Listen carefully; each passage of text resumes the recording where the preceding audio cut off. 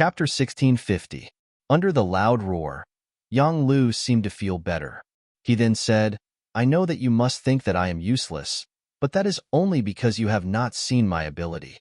Now, the Southern Ming Emperor thinks highly of me and is willing to make me the new Bugnam of Gojoseon. As the saying goes, a gentleman will die for his friends. If you were me, what would you do?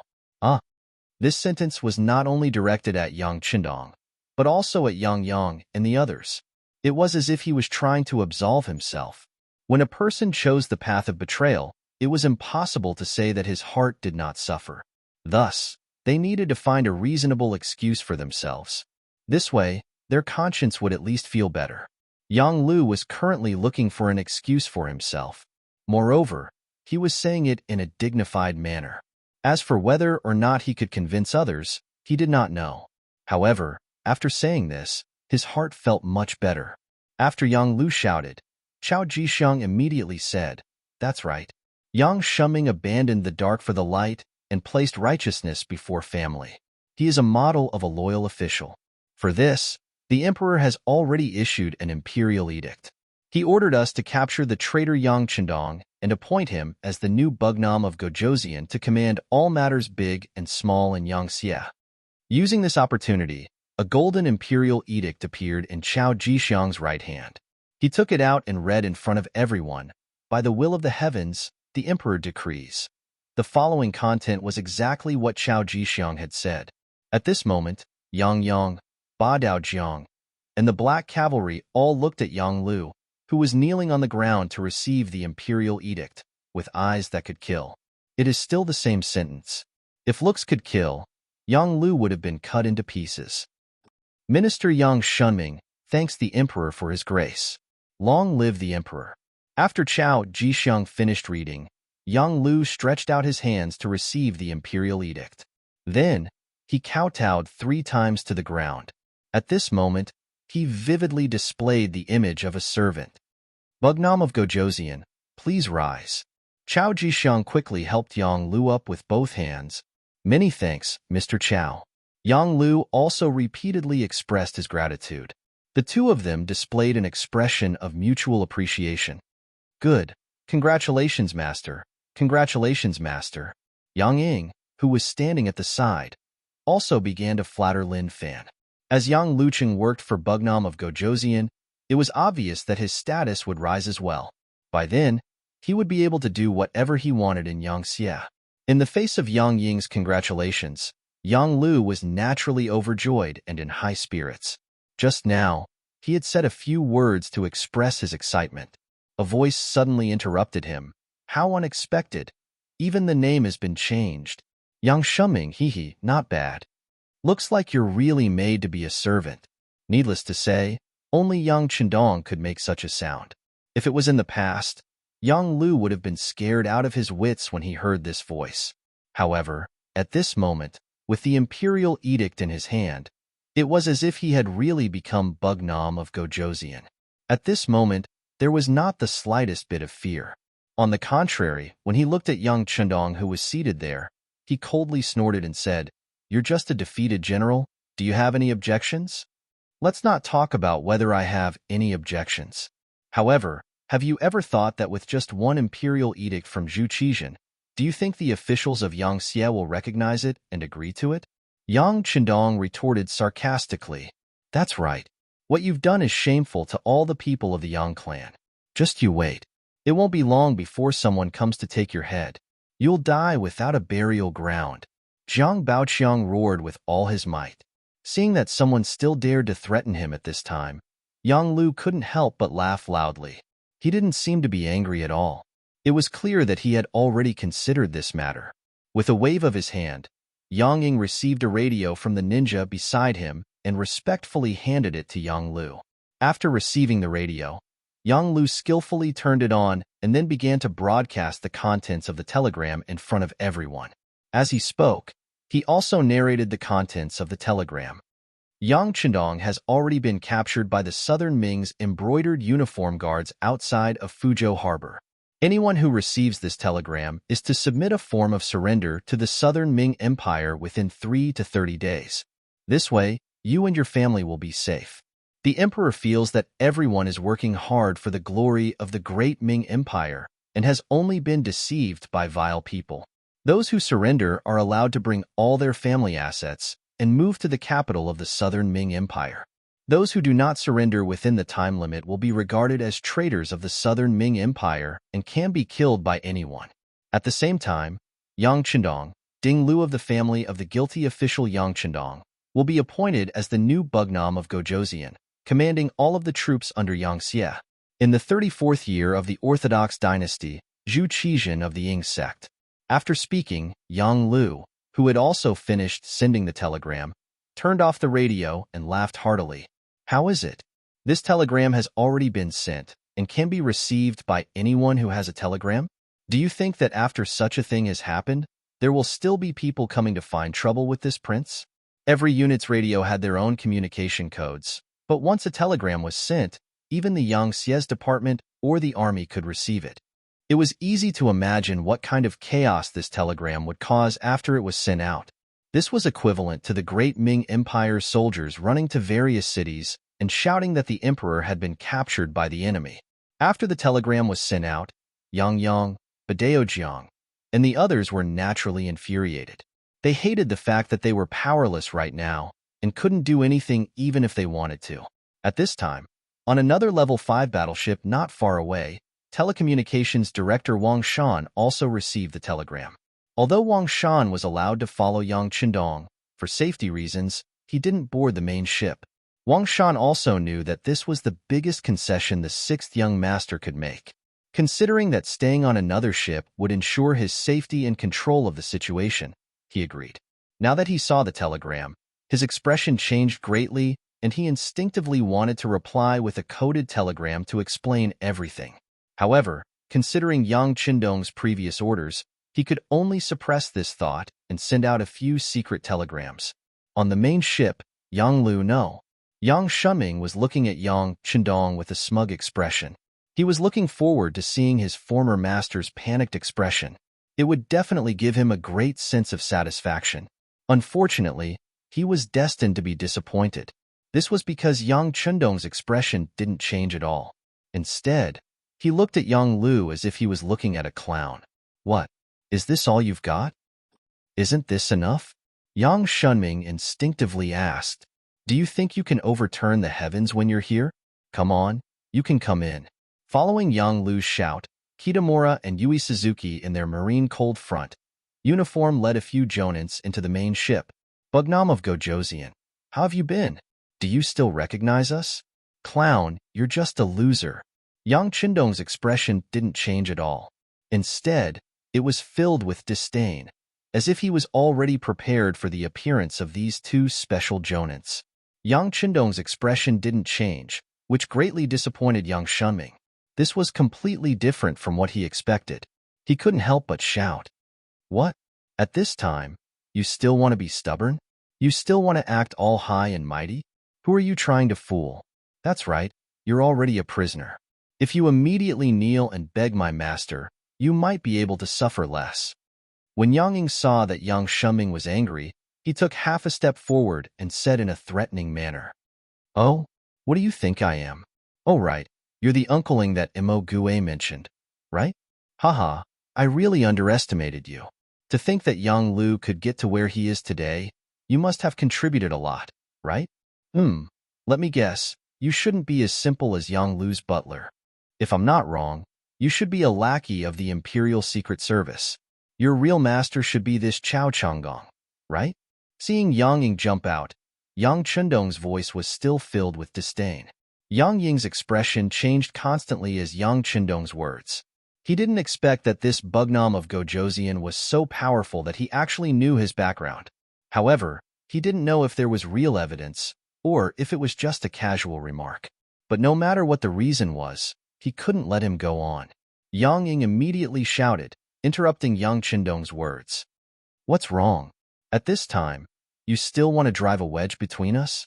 That's right, he's just spouting nonsense. Brother Yang, let's not talk nonsense with him. Let's cripple him first. Chao Jixiang couldn't bear it anymore.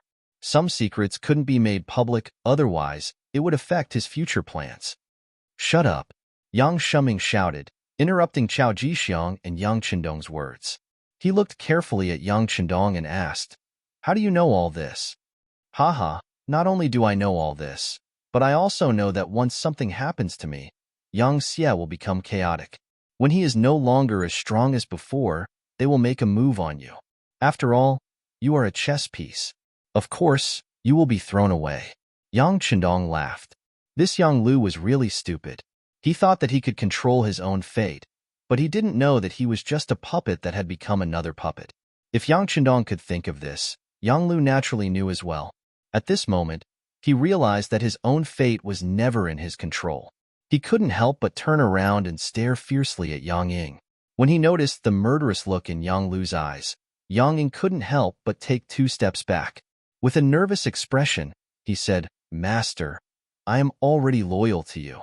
Don't listen to the instigation of this lowly person." "Haha, loyal?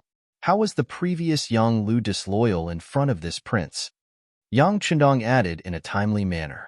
This also made Yang Lu, who was soft-hearted, harden his heart.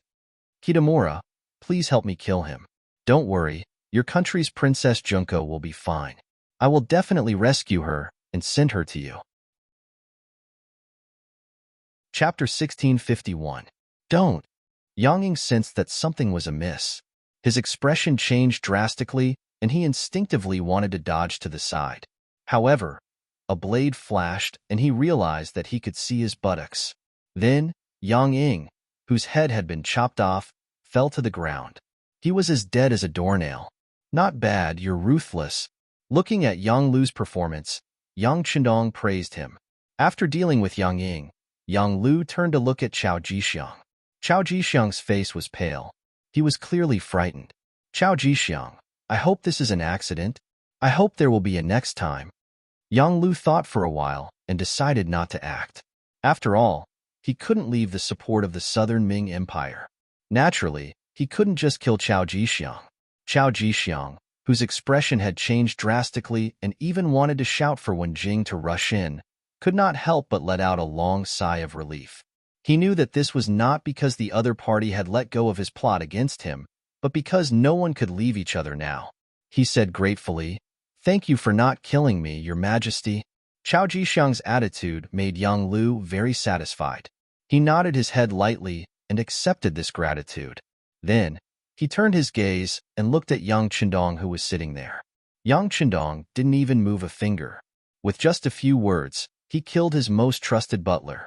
It had to be said that just thinking about this method alone was enough to make one feel shocked. It was precisely because of this that this person absolutely could not be left alive. Although for the sake of the greater cause, he would not go so far as to kill the other party, but he still had to capture the other party alive and control him. "Kitamura, Suzuki-kun, do it." The 2 special ninjas, who had been waiting for a long time, nodded at the same time and walked to Yang Qindong. This scene made Badeo, Yang Yang, Wang Nanhu, and the rest anxious. However, they were poisoned by the bone-softening powder and couldn't use their strength. There was nothing they could do. Wait. At this critical moment, a voice rang out. Although it wasn't loud, it caused the 2 ninjas to stop. Only Yang Qindong could cause such trauma to Kitamura and Yu Suzuki. The words "wait a minute" had also come from his mouth. As soon as he spoke, Yang Qindong raised his head and looked at Yang Lu. "What's wrong? Was it that urgent? Or are you afraid of me from the bottom of your heart?" "Afraid of you? Why should I be afraid of you? Don't you know that you're the meat on my chopping block?" Although Yang Lu was very afraid of Yang Qindong in his heart, and this was a habit that had been cultivated over the years, he still stiffened his neck and said these words, "Since you're not afraid, let's just talk about it. Otherwise, I'm afraid we won't have a chance to talk in the future," Yang Qindong said unhurriedly. However, the more he acted like this, the more he could emit a calming aura that affected the people around him, causing them to not dare to act recklessly. "Say what?" Yang Lu was still reluctant to admit his mistake. "Let's talk about Imogue. Oh, by the way, there's also the radio station with serial number 9826. Yang Qindong squinted his eyes. When he talked about this, there was even a slight smile at the corner of his mouth. Other than Yang Qindong, No one else knew that it was the radio station that Imogue thought was abandoned that attracted Yang Qindong's initial suspicion of Yang Lu. Every radio station had its own unique code, and people who didn't pay much attention to it wouldn't pay much attention to it. Yang Qindong didn't mention this to anyone else. He only intentionally recorded the code when he distributed the radio stations. At first, it was just to identify people by the station and the code. However, he didn't expect that this code would actually help him find the traitor. Yang Lu didn't know about this, and when he heard Yang Qindong mention the code 9826, he was still confused. What do you mean? Looking at Yang Lu's confused expression, Yang Qindong laughed. You've been with me for so many years, but you haven't learned much. All right, then I'll tell you. Every radio station has its own unique code, and Imogue's code was 9826. When I brought people to attack the 3 provinces, Imogue saw that he had no chance of winning, so he committed suicide and buried the radio station. What he didn't know was that even though he destroyed 80% of the radio station, the code was still clear. So, Yang Qindong deliberately dragged out his words, and as expected, Yang Lu's expression changed. He exclaimed, "So you secretly investigated this radio station and found out that it was me?" "That's right." Yang Qindong looked at Yang Lu approvingly. "You're not that stupid, you just learned about it a little late. It was through this code that we found out that this radio station was allocated to Director White Fox of the CIA stationed in Nanming. However, that White Fox had already been bribed by you. She is now your mistress and is working for you. I have to say, you're very careful. In order not to reveal any flaws, you didn't find an excuse to apply for a new radio station. Instead, you borrowed White Fox's radio station and gave it to Imogue. You and White Fox are sharing a radio station, right?" Listening to Yang Qindong's analysis, even though it was January 1468, and the weather was a little cold at sea, Yang Lu still broke out in a cold sweat. He was indeed very careful. In order not to attract attention, he dismissed Yang Ying's idea of finding an excuse to get a new radio station. Instead, after discussing with White Fox, he gave her radio station to Imogue. This way, he didn't have to worry about being exposed and people suspecting him, so he could lay out his plans. What he didn't expect was that there was a unique code on the radio station. Damn it, why didn't he check it carefully before? He had seen the code before, but he didn't think much of it. In the future, it would be the same on every radio station. However, he didn't know that it was his carelessness that exposed him. If he was exposed at that time, would he have already attracted Yang Qindong's attention? Could it be that the other party had seen everything that he had done? If that was the case, didn't that mean that everything he did was within his expectations? No, that's impossible. Another voice shouted in his mind. If that was the case, how could Yang Qindong get involved? How could he take the risk? He was now Bugnam of Gojoseon. He had more territory and people than the great Ming dynasty's emperor. How could he jump into a trap knowing that it was a trap? At least, if he had that position, he definitely wouldn't take the risk. In his mind, Yang Lu, whose thoughts were flying, couldn't understand. At this time, Yang Qindong spoke again. After finding out that it was the radio station that White Fox used, they naturally found you. This also explains why White Fox's radio station was no longer in her hands, but she could still receive news from the CIA headquarters. However, this prince didn't touch her, because this prince wanted to see what you wanted to do and what you would do next. Thus, you sent ninjas to assassinate Yang Yang, and then came out to play the hero to save people. This gave you a legitimate excuse to enter Kaohsiung City, right? These words struck Yang Lu's head like a bolt of lightning, causing the cold sweat on his neck to continuously flow out. Yang Qindong continued, "After returning to Kaohsiung City, you immediately tried to rope in Yang Wu. You didn't even hesitate to give a woman named Cui Xiu to him. You even made Cui Xiu the steward of the 8th Madam's womb. You wanted to divert the trouble and make this prince think that the assassination of 4th brother was ordered by the 8th Madam. This prince was naturally aware of this, but I was curious about what else you wanted to do, so I didn't expose you and continued to watch you act. Speaking of which, you are indeed ruthless. Seeing that Yang Wu didn't fall for your trap and wouldn't be your spy in the palace and harm this prince, you thought of another way. You used this prince's 4th brother to trick this prince into coming to the sea. You contacted Chao Jixiang, which led to this scene. In order to be able to follow me closely and control the situation at all times, you even sent people to poison your Beta Persei's mother-in-law, causing her to be poisoned and hospitalized, so that she wouldn't have the chance to follow this prince out to sea. In this way, you became the best candidate, right? Haha. Yang Qindong laughed. But what you didn't expect was that the maid who served Beta Persei's mother-in-law, Alian, was originally recommended by White Fox. Then why didn't you think about it? Since White Fox was the focus of suspicion, how could the person she recommended not be guarded against? So the so-called poisoning incident was fake. The food provided by Alian had long been swapped. It was just to see what else you wanted to do. So this prince didn't expose all of this. After saying this, the smile on Yang Qindong's face disappeared and was replaced by disappointment and anger. What this prince didn't expect was that you actually wanted to replace me and collude with the Southern Ming Emperor to destroy the Yangtze's overall situation. To be honest, I can understand how you treat this prince.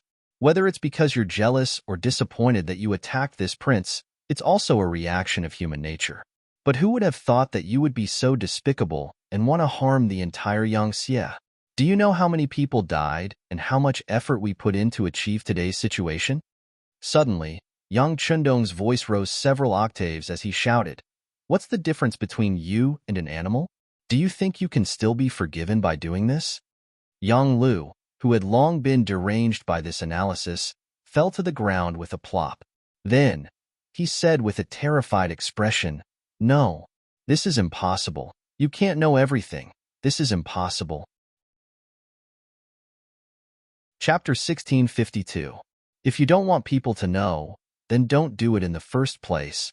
Yang Qindong shook his head and said as he stood up. When Yang Qindong stood up, both Kitamura and Yui Suzuki couldn't help but take a step back. As the saying goes, a person's reputation is like a tree's shadow. Yang Qindong had always brought them great pressure, like a heart demon. It wasn't something that would disappear just because you didn't think about it, and it wasn't something that could be forgotten just because you wanted to. Yang Qindong was already dumbfounded.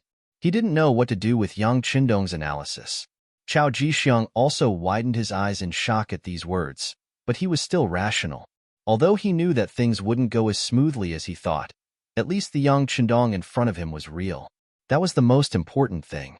As long as he could control Yang Qindong, then the situation would still be under control. Even if the other party had a backup plan, he wouldn't have the chance to show it. So when he looked at Yang Qindong, his eyes were filled with killing intent. He had to control this person immediately, then he would be in an invincible position. Where's Wenjing? Why aren't you going to capture the traitor Yang Qindong? After the shout, Wenjing rushed in with a few embroidered uniform guards from outside the main cabin. Then, the embroidered spring saber drew a beautiful circle in the air and went straight for Yang Qindong. There were many rumors that Yang Qindong was not only unparalleled in intelligence, but his personal strength was also unparalleled in the world. Normally, they wouldn't dare to make a move. But now, the fragrance of the bone-softening powder had already taken effect. Yang Qindong was probably a soft-footed prawn, unable to resist. With such confidence, one of the embroidered uniform guards swung his saber. But it was obvious that he didn't use his full strength, and the way he attacked wasn't the kind that would take a life. His target was the neck, and he wanted to knock him out. Scram! With a harsh shout, Yang Qindong stretched out his leg and struck the Imperial bodyguard's chest. Under the powerful kick, it directly hit the person's chest. Immediately, the sound of bones cracking rang out, and the embroidered uniform guard's chest naturally caved in. How is this possible?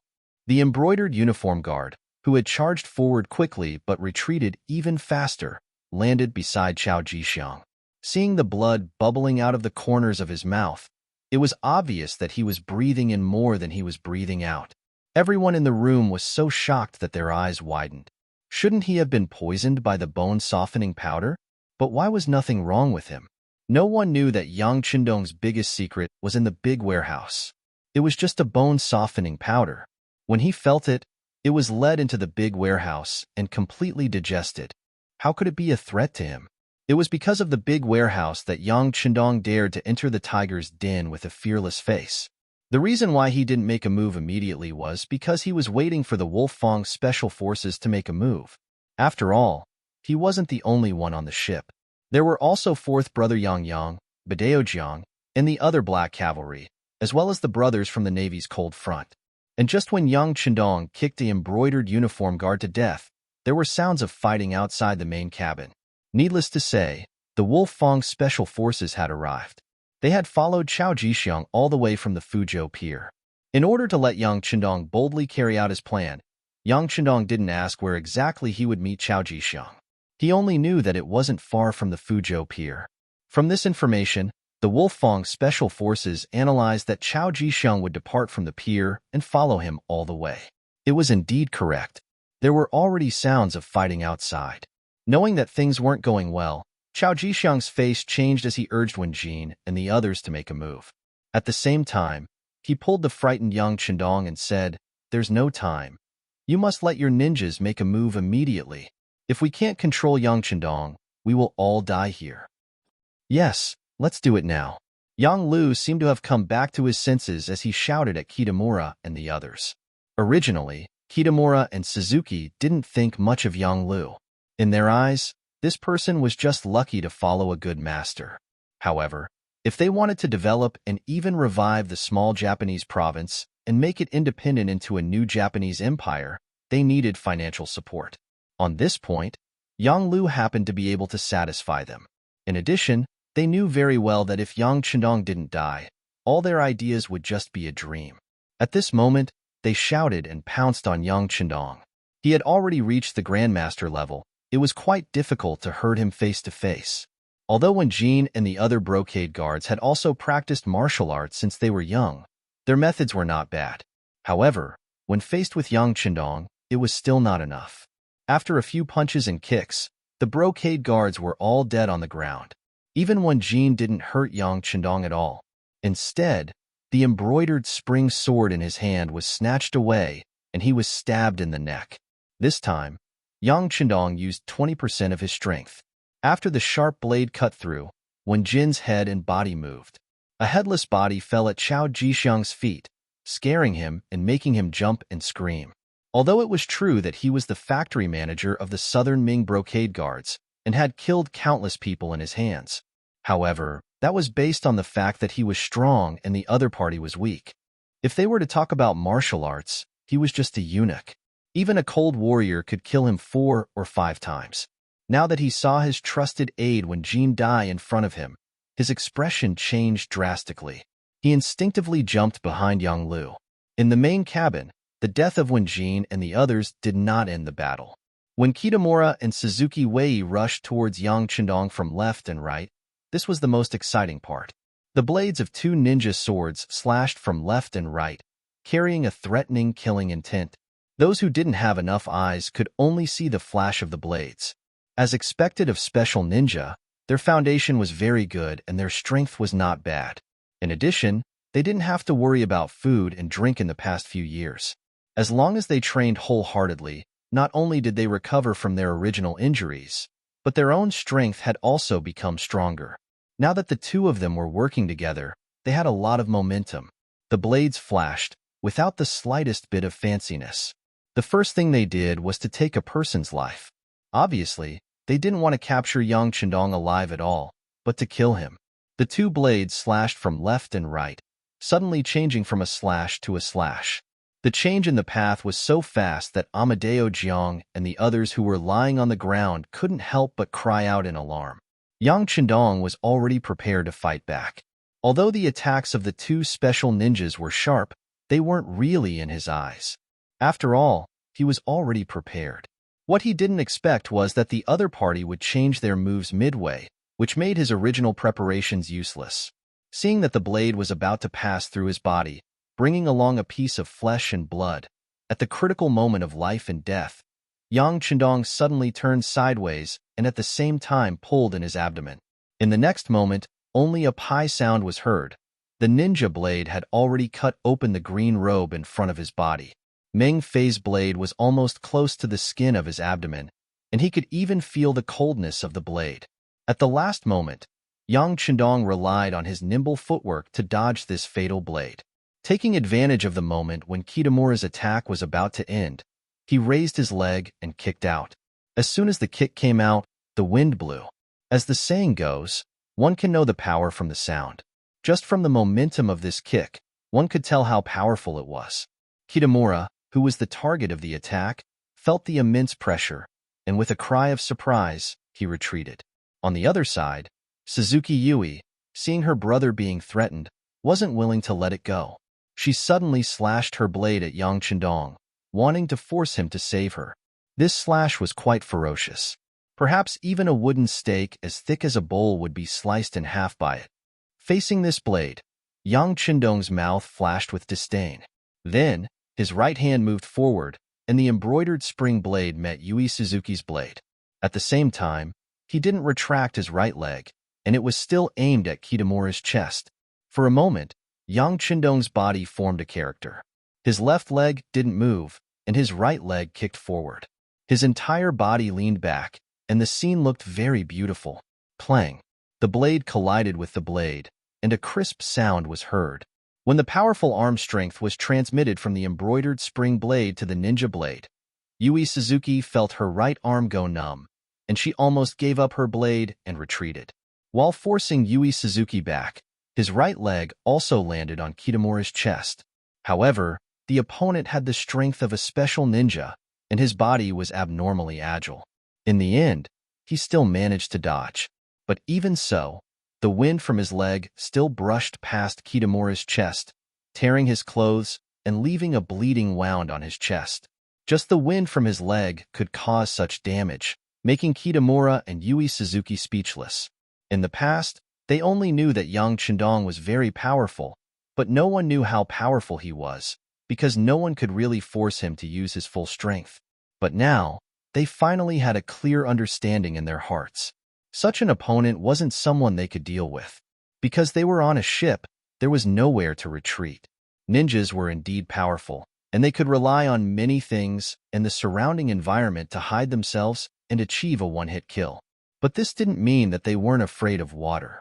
In this vast sea, once they entered the water, without any protection, who knows how long they could last. There was no way out. Although Yang Chendong was very powerful, Kitamura and Yui Suzuki still had to make a move, and continued to attack Yang Chendong from left and right. But this time, they were clearly at a disadvantage. Just now, Yang Chendong just wanted to see how strong these two were, so he didn't give them any pressure. Since he saw through these two's methods, how could he give them a chance to perform?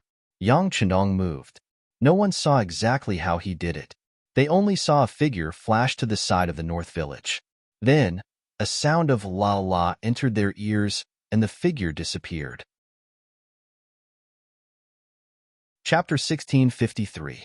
After that, it could be seen that Bei Quanku, who had been kicked by the kick, had a big hole in his chest. His large intestines and small intestines were flowing out from that hole. Even if Bei Quanku tried to block it, he still couldn't stop it. After a successful move, Yang Chendong's gaze turned to Yui Suzuki. At this moment, Yui Suzuki's expression changed greatly. There was only one question in his mind. Why couldn't he see Yang Chendong's figure? It was said that ninjas were the fastest, but now it seemed that the advantage they were most proud of was not as good as the opponent. How could they fight? Just when Yui Suzuki's mind was in a mess, he suddenly felt a pain in his neck, followed by blood splattering everywhere. The ninja sword in his hand fell to the ground, and he instinctively raised his hands to block the wound on his neck. However, he couldn't do it, and could only let the blood flow out. In the end, he fell to the ground with a plop, and soon died. At this time, the people of Japan were not like the people of the future, who worshipped Amaterasu and were afraid of being beheaded. However, the scene of blood splattering everywhere still brought a strong sense of shock to the onlookers. It made their minds scattered, and there was only fear in their eyes. The two special ninjas fell at the feet of Yang Chendong in just 2 rounds. Whether it was Yang Lu or Chao Jixiang, they realized that they were wrong at this moment. They were very wrong because they didn't know how strong their opponent was. If they wanted to trample him under their feet, they would only be humiliating themselves. After Yang Chendong killed Bei Siyuan, Wen Jing, and the others, he saw that there was no one in the main cabin who could threaten him. He walked to the dead Yang Ying and searched his body. He found the antidote in the porcelain bottle and threw it to Ba Daojiang, who was lying on the ground. When he stood up, the sound of gunfire could be heard from outside the cabin. Needless to say, it was the Wolfang Special Forces who were slaughtering. The ninjas outside were not easy to deal with, especially in the dark. Even the Special Forces would have to pay a price if they wanted to take care of him. However, it was daytime, and with firearms in hand, those people were no longer a threat. After Ba Daojiang and the other black cavalry soldiers took the antidote, they immediately felt their strength return. They quickly got up and tied Yang Lu and Chao Jixiang up tightly. Yang Yang stepped forward and punched and kicked Chao Jixiang, causing him to repeatedly beg for mercy. Yang Lu, on the other hand, was very unyielding and did not make a sound. This result was completely out of his expectations. It was originally a flawless plan, but who would have thought that Yang Chendong would have seen through it long ago? He was just waiting for Yang Chendong to use all his trump cards, and then he would be caught in one fell swoop. Thinking that everything was over, and that it would be difficult for him to even die, Yang Lu could no longer see any hope in life. Even if Yang Yang was kicking him, he didn't seem to feel any pain. Sixth young master, everything outside has been settled. The captain of the Wolfang division, Tai Hu, came out of the main cabin with a murderous aura. When he saw Yang Chendong standing there as if nothing had happened, he couldn't help but let out a sigh of relief. Then, he reported the situation outside. Very good. Yang Chendong looked at Tai Hu and smiled. At this moment, the captain of the Wolfang division, Skinny Monkey, suddenly walked over with a frightened expression on his face. Sixth young master, things are not good. There are many ships north of us. I don't know if they are coming for us. Not at all, not at all. Yang Lu, who looked like he was about to be captured, suddenly came back to life. He actually broke free from the black cavalry and rushed to the window of the main cabin. When he saw that there were countless black dots in the distant sea, he couldn't help but laugh wildly. Ha ha ha ha ha ha, got his eyes. Do you see? Do you see? Those are the naval forces of the Japanese Empire. They are coming. They are coming. That's right. Those are the naval forces of the Japanese Empire. General Kuroda must have arrived. Unknowingly, Chao Jixiang also squeezed over. Then, the two of them cheered as if they saw the hope of rebirth. Then, Yang Lu suddenly turned around and looked at the crowd. Do you see? Those are the naval forces of the Japanese Empire. There are 50,000 of them. They are here to capture you. How about this? Let me go immediately and I can still save your lives. Otherwise what? A mere 50,000 naval forces dare to be arrogant in front of this king? Look carefully, who else is beside them? Yang Chendong snorted. At this time, Yang Lu still dared to be so arrogant and even dared to threaten him. This made him very angry. After all, being betrayed by the most trusted person, this kind of feeling was hard to accept. When Yang Chendong said this, the others couldn't help but look at the battlefield. Then, they noticed that there were more black dots in the periphery of the black dots. Then, the sound of cannons sounded. Flames appeared on the distant horizon. That was the reflection of the sinking of the warships. Needless to say, Nye Tong led the Navy's Cold Vanguard Division to attack. They were riding on a level 6 warship. Not only was the warship faster, but it was also equipped with more cannons. It was easy to deal with the 50,000 naval forces that could only fire solid bullets. With a bang, Yang Lu fell to the ground. At this moment, he finally understood that all his plans were within Yang Chendong's calculations.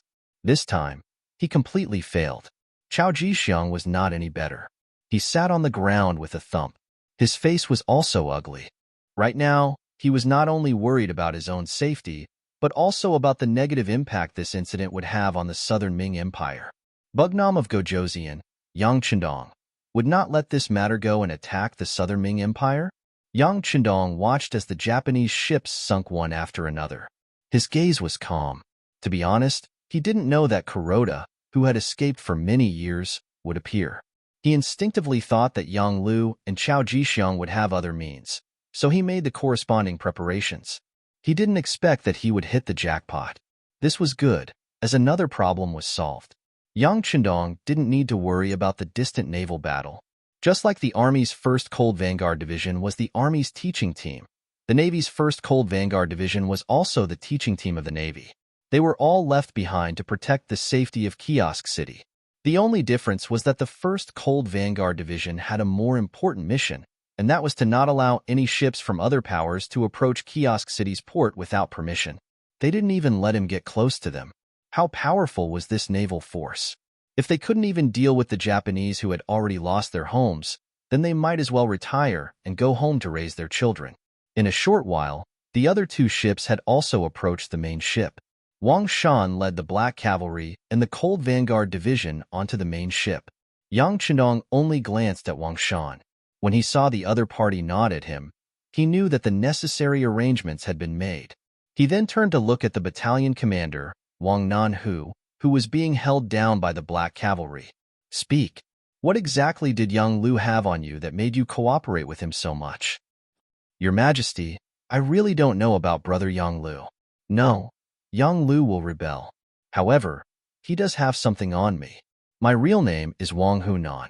I was sent to Yangxie by the Southern Ming dynasty in the early days. Wang Nanhu was very straightforward and explained everything that had happened to him from the beginning to the end. Then, he said, everything happened because I didn't recognize people properly. Also, I have a problem with myself. It has nothing to do with my brothers. Please punish me, Your Majesty. I am willing to commit suicide as an apology. Wang Nanhu didn't have any intention of harming Yang Chendong. Otherwise, he wouldn't have been drugged by the Tindon's powder. However, he had done something wrong and his background wasn't clean. Therefore, Yang Chendong couldn't let him continue to hold an important position. Instead, he said to Yang Yang, detain him first and let the intelligence department investigate him. Also, see if there are any more people like him in the army. The Cold Vanguard Division is our foundation. We can't let anything happen to it. Otherwise, it would be fatal. Yes, 6th Young Master, Ba Daojiang quickly replied. With a wave of his hand, the Black Cavalry came forward and took Wang Nanhu away. At the same time, in the Southern Ming Dynasty's Tianfu district, a group of people was quickly gathering at a small shop selling rouge. When they saw that the shop's door was closed, they didn't stay for long. They quickly climbed over the wall and entered. Judging from their swift movements, they were a well-trained team. In the backyard of the rouge shop, White Fox, the director of the Yangxie CIA station in the Southern Ming Dynasty, was pacing back and forth. She was anxious.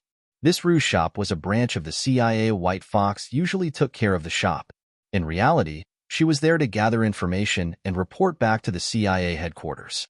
However, today, White Fox was obviously uneasy. She knew that today was the day Yang Lu would make his move. Whether he succeeded or not, it would all depend on today.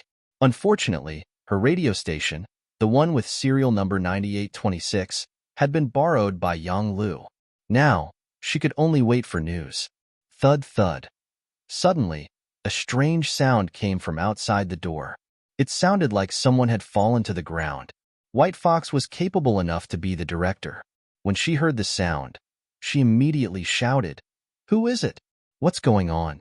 As soon as she finished speaking, the door was pushed open from the outside.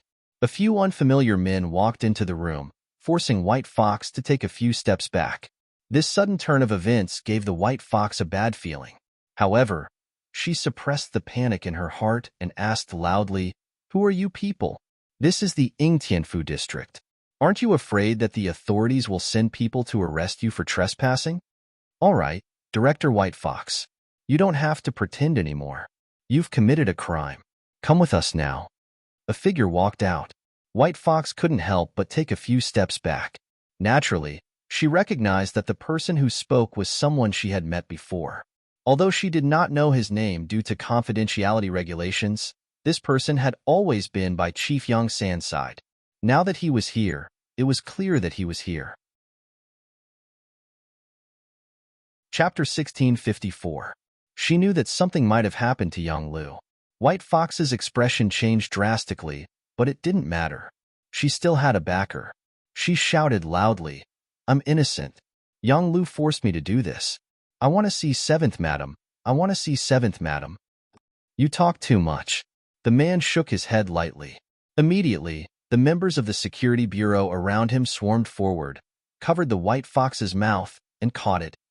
Tian City, Yuan residence. Big boss Yuan Qian was sitting in his central room, drinking tea with a leisurely expression. He had already received news that his master, Yang Lu, would soon be in power. At that time, he would be able to obtain goods from Crimson City endlessly. At that time, he would become the wealthiest merchant in southern Ming. Once he thought of the countless silvers that would fall into his hands, Yuan Qian couldn't help but smile. But soon, he couldn't smile anymore. A group of strangers suddenly rushed into his house. Without any explanation, they tied him up and took him away. After that, when his family reacted and went to report it to the authorities, where was he to be found? Crimson City, in a courtyard in a bustling area. At this moment, a woman with a good figure was boiling a medicinal soup. Beside her, a younger girl was helping to add fuel to the fire. Dang, dang, dang. Someone knocked on the door. Then, without anyone's permission, the door was opened from the outside, and a group of policemen in black uniforms entered the courtyard. What are you doing? The woman turned around and saw the scene behind her. She couldn't help but frown, displeasure appearing on her face. She didn't notice that the girl beside her was much more nervous than her. After the policemen entered the courtyard, they didn't move around. They just stood there. It wasn't until another person walked out from behind him that the policeman stood at attention. At this moment, the woman saw the person who came. Elder Long? That's right. The person who came was Yang Xie's chief of police. At the same time, he was one of the 5 elders, Long Tainan. The woman who called out to her was Chi Chiga, the wife of Beta Persei, Yang Qindong's servant. It was precisely because of this that Kikij was very surprised to see Long Tainan. Then, she instinctively thought of something and couldn't help but say, could it be second brother Yang? No, brother Beta Persei is fine. Long Tainan quickly shook his head. When she heard that it was not Beta Persei who was in trouble, Kikij became even more worried. Could it be that my little brother, no, Master Ba too, is also very good? Long Tainan had to explain. Then, Kikij's expression changed even more as she said, could it be my mother?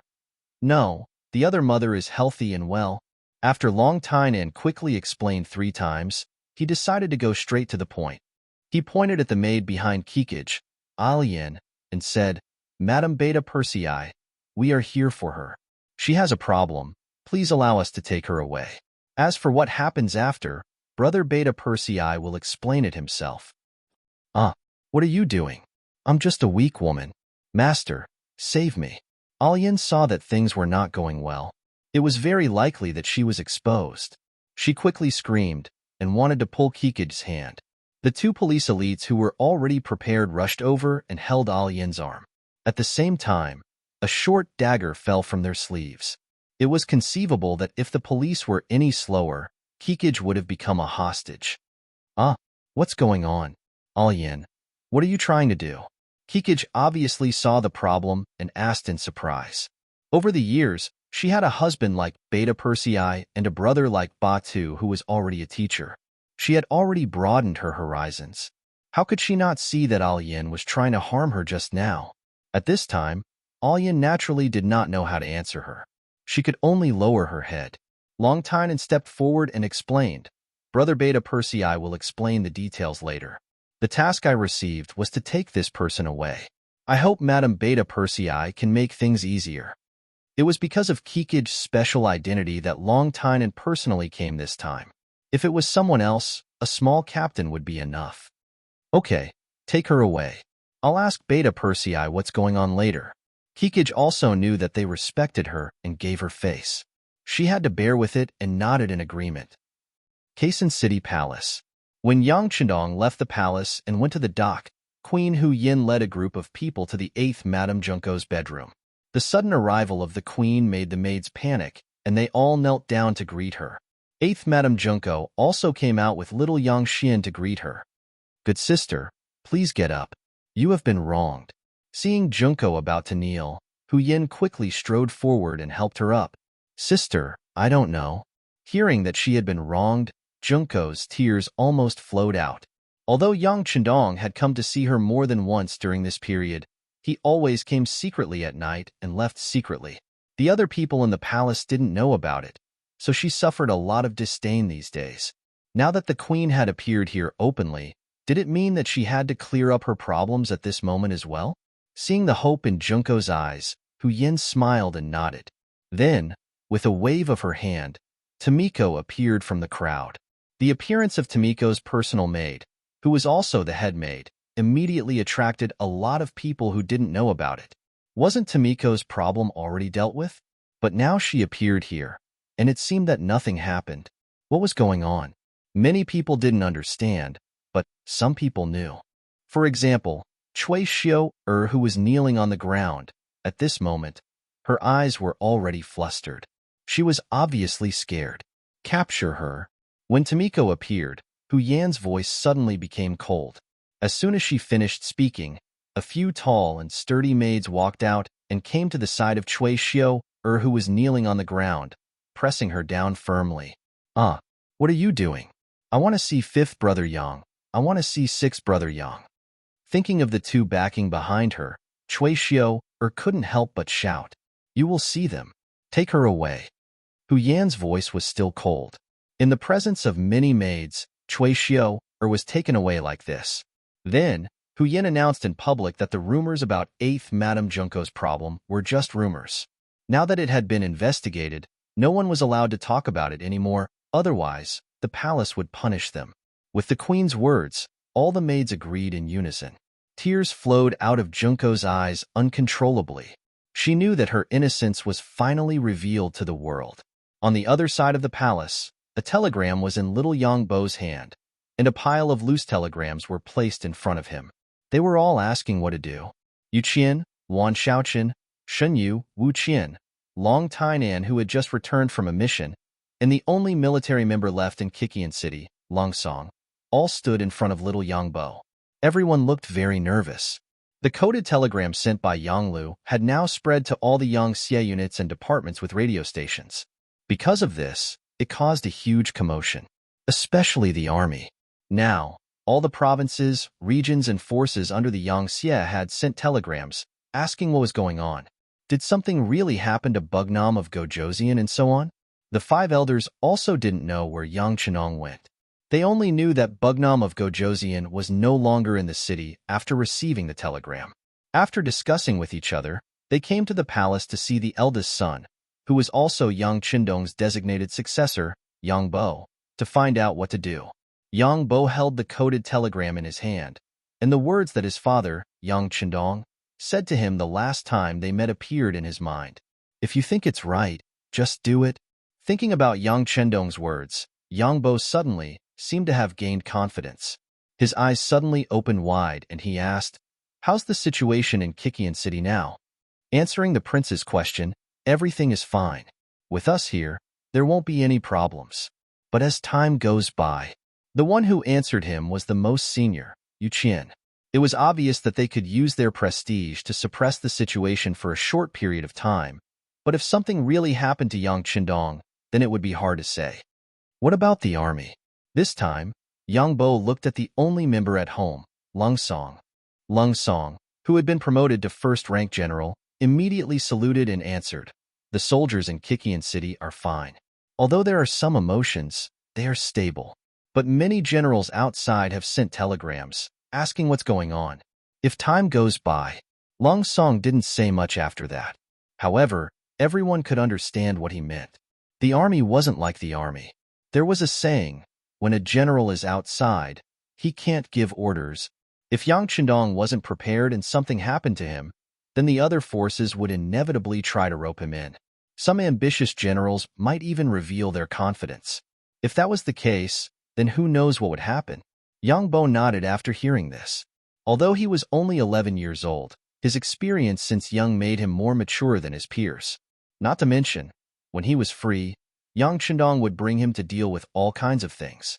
Previously, Yang Qindong had purposely said something special to him, so he was somewhat prepared. Yang Bo, who was more confident than the others and trusted his father a lot, finally said, Everyone has seen the telegram. I believe in my father. He will be fine. You should also believe it, so do what you need to do.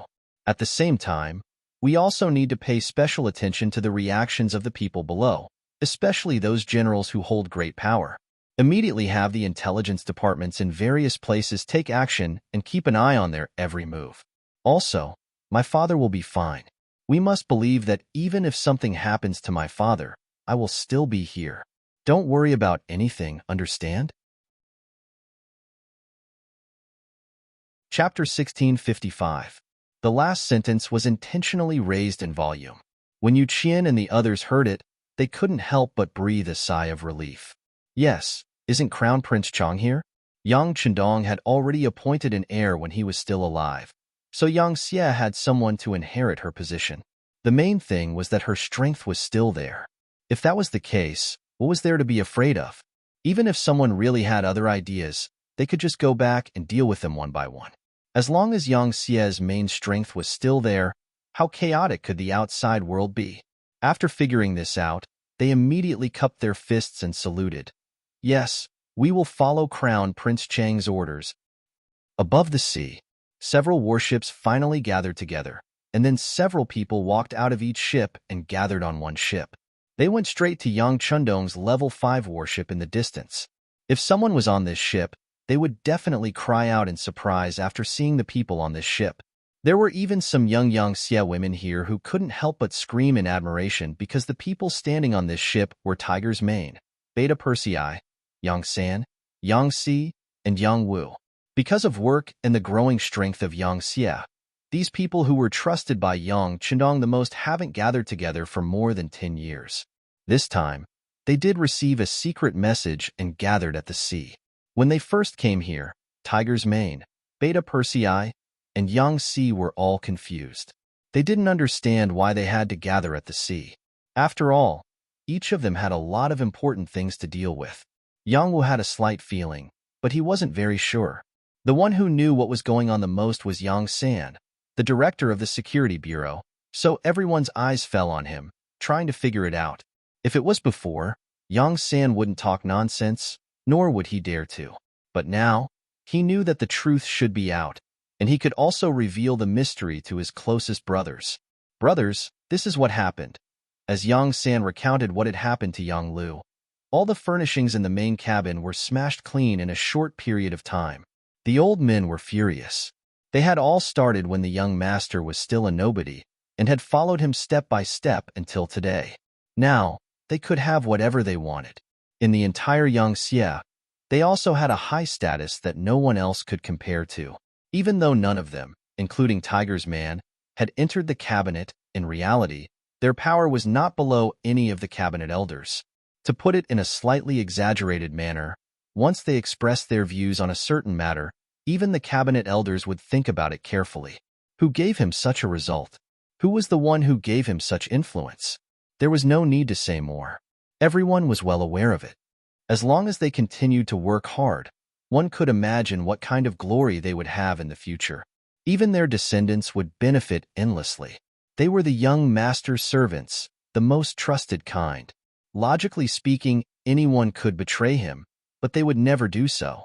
This was not only their opinion, but also the opinion of many Yang Xie people. But now, not only did Yang Lu betray the young master, but he also wanted to choose and replace him. This result was unacceptable to the brothers. Yang Lu could be lazy and could also make some small mistakes, such as accepting bribes, but he absolutely could not betray him. This was not allowed by any of the masters. In a short period of time, everyone smashed things and scolded people. Then, they quieted down a lot. The first to speak was Tiger's Mane, who had always been the eldest. It's my fault. We've been too good to Yang Lu. The last time he made a mistake in the first city, I even pleaded for mercy on his behalf. As a result, he became bold and unscrupulous. When Beta Persei saw that his eldest brother had admitted his mistake, he immediately said, I'm also responsible for this matter. I also pleaded for mercy back then. I thought that since we're all brothers, I would definitely help if I could. But now, it seems that our indulgence has made Yang Lu overestimate himself. If I had known this would happen, I would have dealt with him back then and locked him up so that he wouldn't be able to do any evil. Let me remind you that it's not a matter of locking him up now. The matter is far more important than this. If the young master hadn't been prepared, I'm afraid that today would have been really dangerous. Even the entire Yangxie would have been implicated. Yang San could only remind his two brothers when he saw that they were still avoiding the important matters and dwelling on the trivial matters. They still had a glimmer of hope to save Yang Lu. As brothers, why would Yang San want to deal with Yang Lu? This matter was really too big, especially after the coded telegram was sent. Everyone in Yangxian knew that he was going to replace the young master and become the Bugnom of Gojoseon. How could they not give everyone an explanation for this matter? As soon as Yang San spoke, all the brothers immediately shut their mouths and fell into deep thought. Seeing that everyone still wanted to be good old men at this time and wanted to help Yang Lu, Yang San couldn't help but laugh and say, "Brothers, I know what you're thinking and I can understand how you feel, but there are still some things that I have to say. Now that the matter has become so big, it's not something that we can handle behind closed doors. The young master has to give everyone an explanation for this matter. In other words, Yang Lu must die. This is beyond doubt and cannot be changed. Anyone who wants to plead for him will only end up losing the young master's trust forever. What's the matter? Someone wants to rebel and you want to plead for him. Doesn't that mean that you also have the same thoughts?" When Tiger's Mane and the others heard these questions, they were all shocked. Especially Tiger's Mane. He had followed Yang Qindong since he was young. In terms of relationship, he was much closer to him than the other Yangxie servants. He would never allow anyone to threaten the young master, even if that person was his closest kin. For example, if that person was his son, he would place righteousness before family. Now, how could he really sacrifice himself for Yang Lu, who brought this upon himself? Not to mention whether this would cause the young master's displeasure. Just based on the fact that someone had threatened the young master, he could not let the other party go. After thinking it through, he said, "Thank you for your reminder, Brother Yang San. As your big brother, I'm here to say that no matter how the young master wants to deal with Yang Lu, I'll support him with both hands. This doesn't mean that I don't have feelings for everyone. It's just that Yang Lu's actions are too much. If you have any opinions about me because of this, then as your big brother, I can't say anything. But even if you have opinions, I will stand firmly on the young master's side." As soon as Tiger's Mane finished speaking, Beta Persei was unhappy. As the servant who had followed Yang Qindong the longest over the years, Beta Persei's feelings for Yang Qindong were as deep as Tiger's Mane's. How could he plead for leniency because of Yang Lu's suicidal behavior? Not to mention that the other party had poisoned his mother-in-law in order to achieve his goal. At that moment, he also said, "I have the same thoughts as Big Brother Tiger's Mane. We support the young master's decision. No one can be blamed for this. Everything was brought upon by Yang Lu. We won't blame Big Brother Tiger's Mane because what you did was right." After Beta Persei's statement, Yang San, Yang Si, and Yang Wu also clarified their attitudes. Needless to say, everyone's thoughts were the same. That was, they could no longer plead for leniency for Yang Lu. As for how to deal with this person, they would completely abide by Yang Qindong's opinion. With their attitudes united, Yang San ordered the ship to speed up and move closer to Yang Qindong's main ship. On the main ship, Yang Lu and Chao Jixiang were pressed to the ground, unable to move. At the moment, Yang Qindong was listening to the report from the telecommunications division chief, Wang Shan. "Young master, as soon as the coded telegram was sent out, we received a lot of inquiries, but you didn't reply to any of them. Do you think there will be any problems?" Wang Shan asked nervously. He could understand the young master's thoughts. He could use this matter to test some people, but what if he overdid it?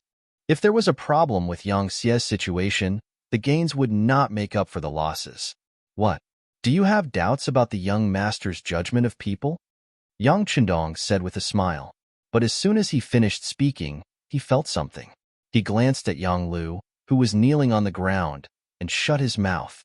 Wasn't this a ready-made example of an error in judgment right in front of him? Speaking of which, using Yang Lu was different from using other generals and provincial governors.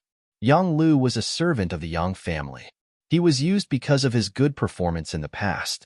But since he made a mistake, he was also sidelined and placed in the southern Ming dynasty to organize intelligence. It seemed that the task was heavy, but in fact, Yang Qindong had no intention of sending troops to the southern Ming dynasty. In addition, There was not only the security bureau in the southern Ming dynasty, but also the existence of the CIA. Yang Lu's power had been greatly weakened. After discovering Yang Lu's conspiracy, if it were not for the fact that he wanted to wipe out all of Yang Lu's forces, he would not have taken this risk. Therefore, Yang Chendong no longer had any trust in Yang Lu. If it were not for the fact that he wanted to take this opportunity to find out those who opposed him, he would have dealt with them long ago. This could not prove that Yang Lu had misjudged him. After all, if it were other people, they would have died because of the mistakes they made in the beginning city. How would they have the chance to do this? So seriously speaking, Yang Chendong's judgment was still good. For example, the provincial governors and generals he appointed in the provinces were all killed in blood and fire. They were also given the opportunity to control a region after careful consideration. But for such people, what was their temperament? How was their ability? Yang Chendong couldn't say that he knew everything, but he could be considered to have seen through 80% of it. As for the remaining 20%, there were two major departments, the Security Bureau and the CIA, monitoring their performance at all times. This also made Yang Chendong feel more assured to use them. Chapter 1656. Because of this, Yang Chendong didn't believe that they would betray him. Perhaps one day, when it was proven that he was no longer around, some of them would be tempted by others to betray him. But now, they definitely wouldn't. And this time, the main target of his probing wasn't them, but his successor, Yang Bo. Theoretically speaking, Yang Bo was only 11 years old and shouldn't be under so much pressure. This was because people of the same age were playing happily, and many of them were even acting spoiled in front of their parents. But so what? Different people's fates were different. Since you had to bear so much, you had to be able to withstand the pressure. Keep an eye on Yang Bo's movements and the others. Report back immediately if there's anything. Yang Chendong thought for a while and said to Wang Shan. He wasn't in a hurry to go back, but he wanted to watch the show from the sidelines. He wanted to observe everyone's performance as a bystander. Wang Shan immediately agreed. At this moment, there was a sound from the telegraph machine. The staff beside him immediately translated the contents of the telegram and sent it to the director, Wang Shan. After reading the contents, Wang Shan was delighted. He immediately presented the telegram to Yang Chendong and said, "Young master, there's news." Tian, who sent a coded telegram. Oh? Hearing that it wasn't from his son, but from the world's first cavalry army's commander, who was also one of the 5 members of the military commission, Yang Chendong was curious. He took the telegram and read it. When he saw the contents, he couldn't help but laugh. It was also a coded telegram. Tian, whose main idea was that he firmly supported Crown Prince Yang Bo. Before there was any news from Bugnam of Gojoseon, he represented the world's first cavalry army and the army's 2nd division to support all of Crown Prince Yang Bo's orders. And if anyone dared to have other thoughts at this time, as long as Chang Shitzi gave the order, he would lead the army and come. At that time, no matter who the opponent was, he would not let go of anyone who caused trouble. He would kill them all and clean up the family. Tian, who was not only Yang Chendong's student, but also a fierce general. In terms of battle prowess and influence, he was one of the best in the entire army. There wasn't a single Yang Xie general who didn't know about Tian Hu and the reputation of the world's #1 cavalry army. Many of the original leaders of the #1 army in the world had now become the backbone of other armies, especially by Shuang, Tianfeng, and the others. They had even become first-rate great generals, and had become existences akin to feudal officials. In a way, Tian Hu's incident also represented their attitude. This made Tian Hu's influence even more rare. Now that he had made a name for himself and brought the 2nd Division of the Army's Cold Front Division to fame, his influence was naturally huge. It was not hard to imagine that anyone with some ulterior motives would become obedient after seeing this coded telegram. And with Tian Hu being the first to take the lead to support Yang Bo, presumably, there would be more and more people who would respond. This way, the overall situation would be stable. The reality was just as Yang Chendong had expected. Soon after, the governor of East Europe and the commander of the new 2nd Army, Shibi, also sent a coded telegram, making the same decision as Tian Hu. Not only that, she also expressed that she would, like Tian Hu, attack anyone who wanted to harm Yang Xie, including those ambitious officials in Yang Xie. It had to be said that back then, young Chendong had thought that Shibi had a good political vision, and now it had come true. Next, it was lively.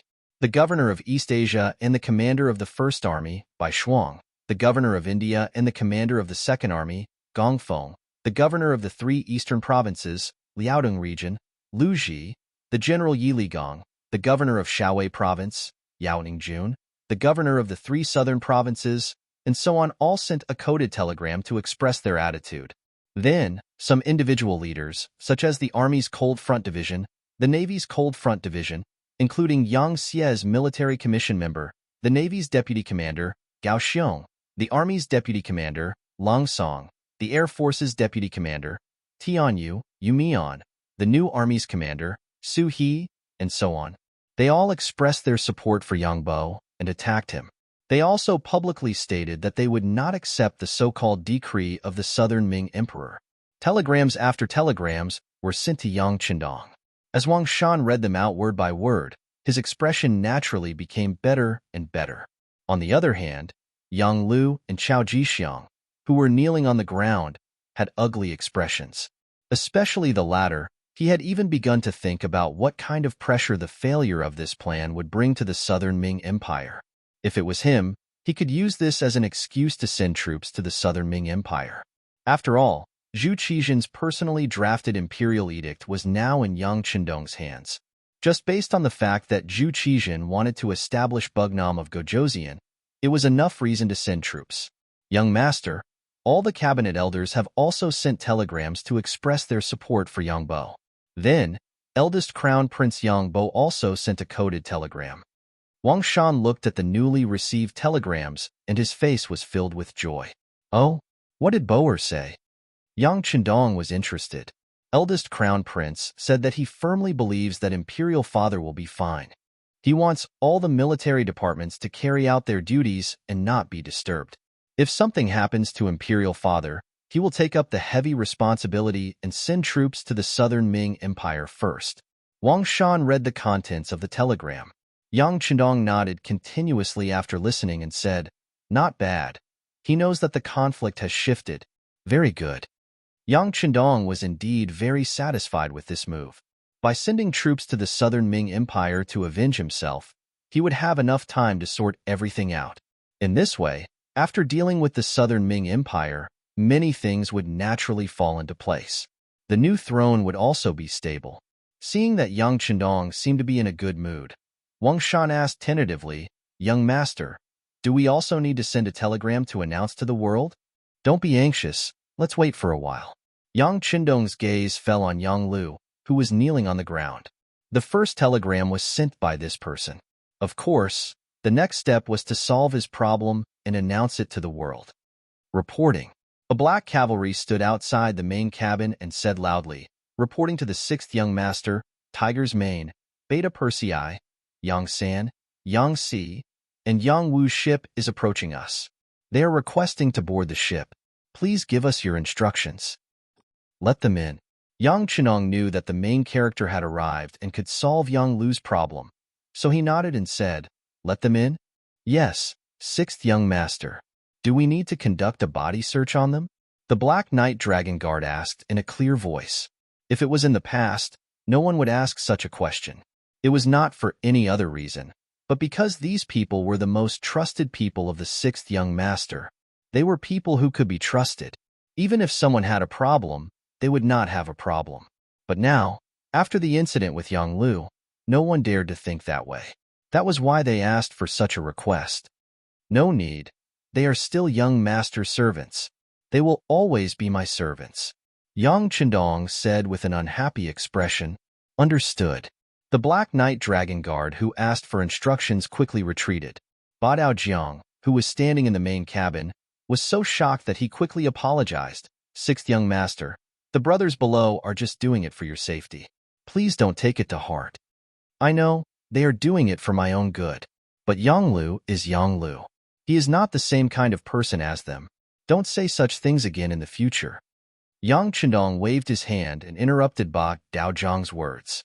However, he knew very well that some things had happened, and it would be very difficult to go back to the beginning. This could be felt by Tiger's Mane and the others who were about to board the ship.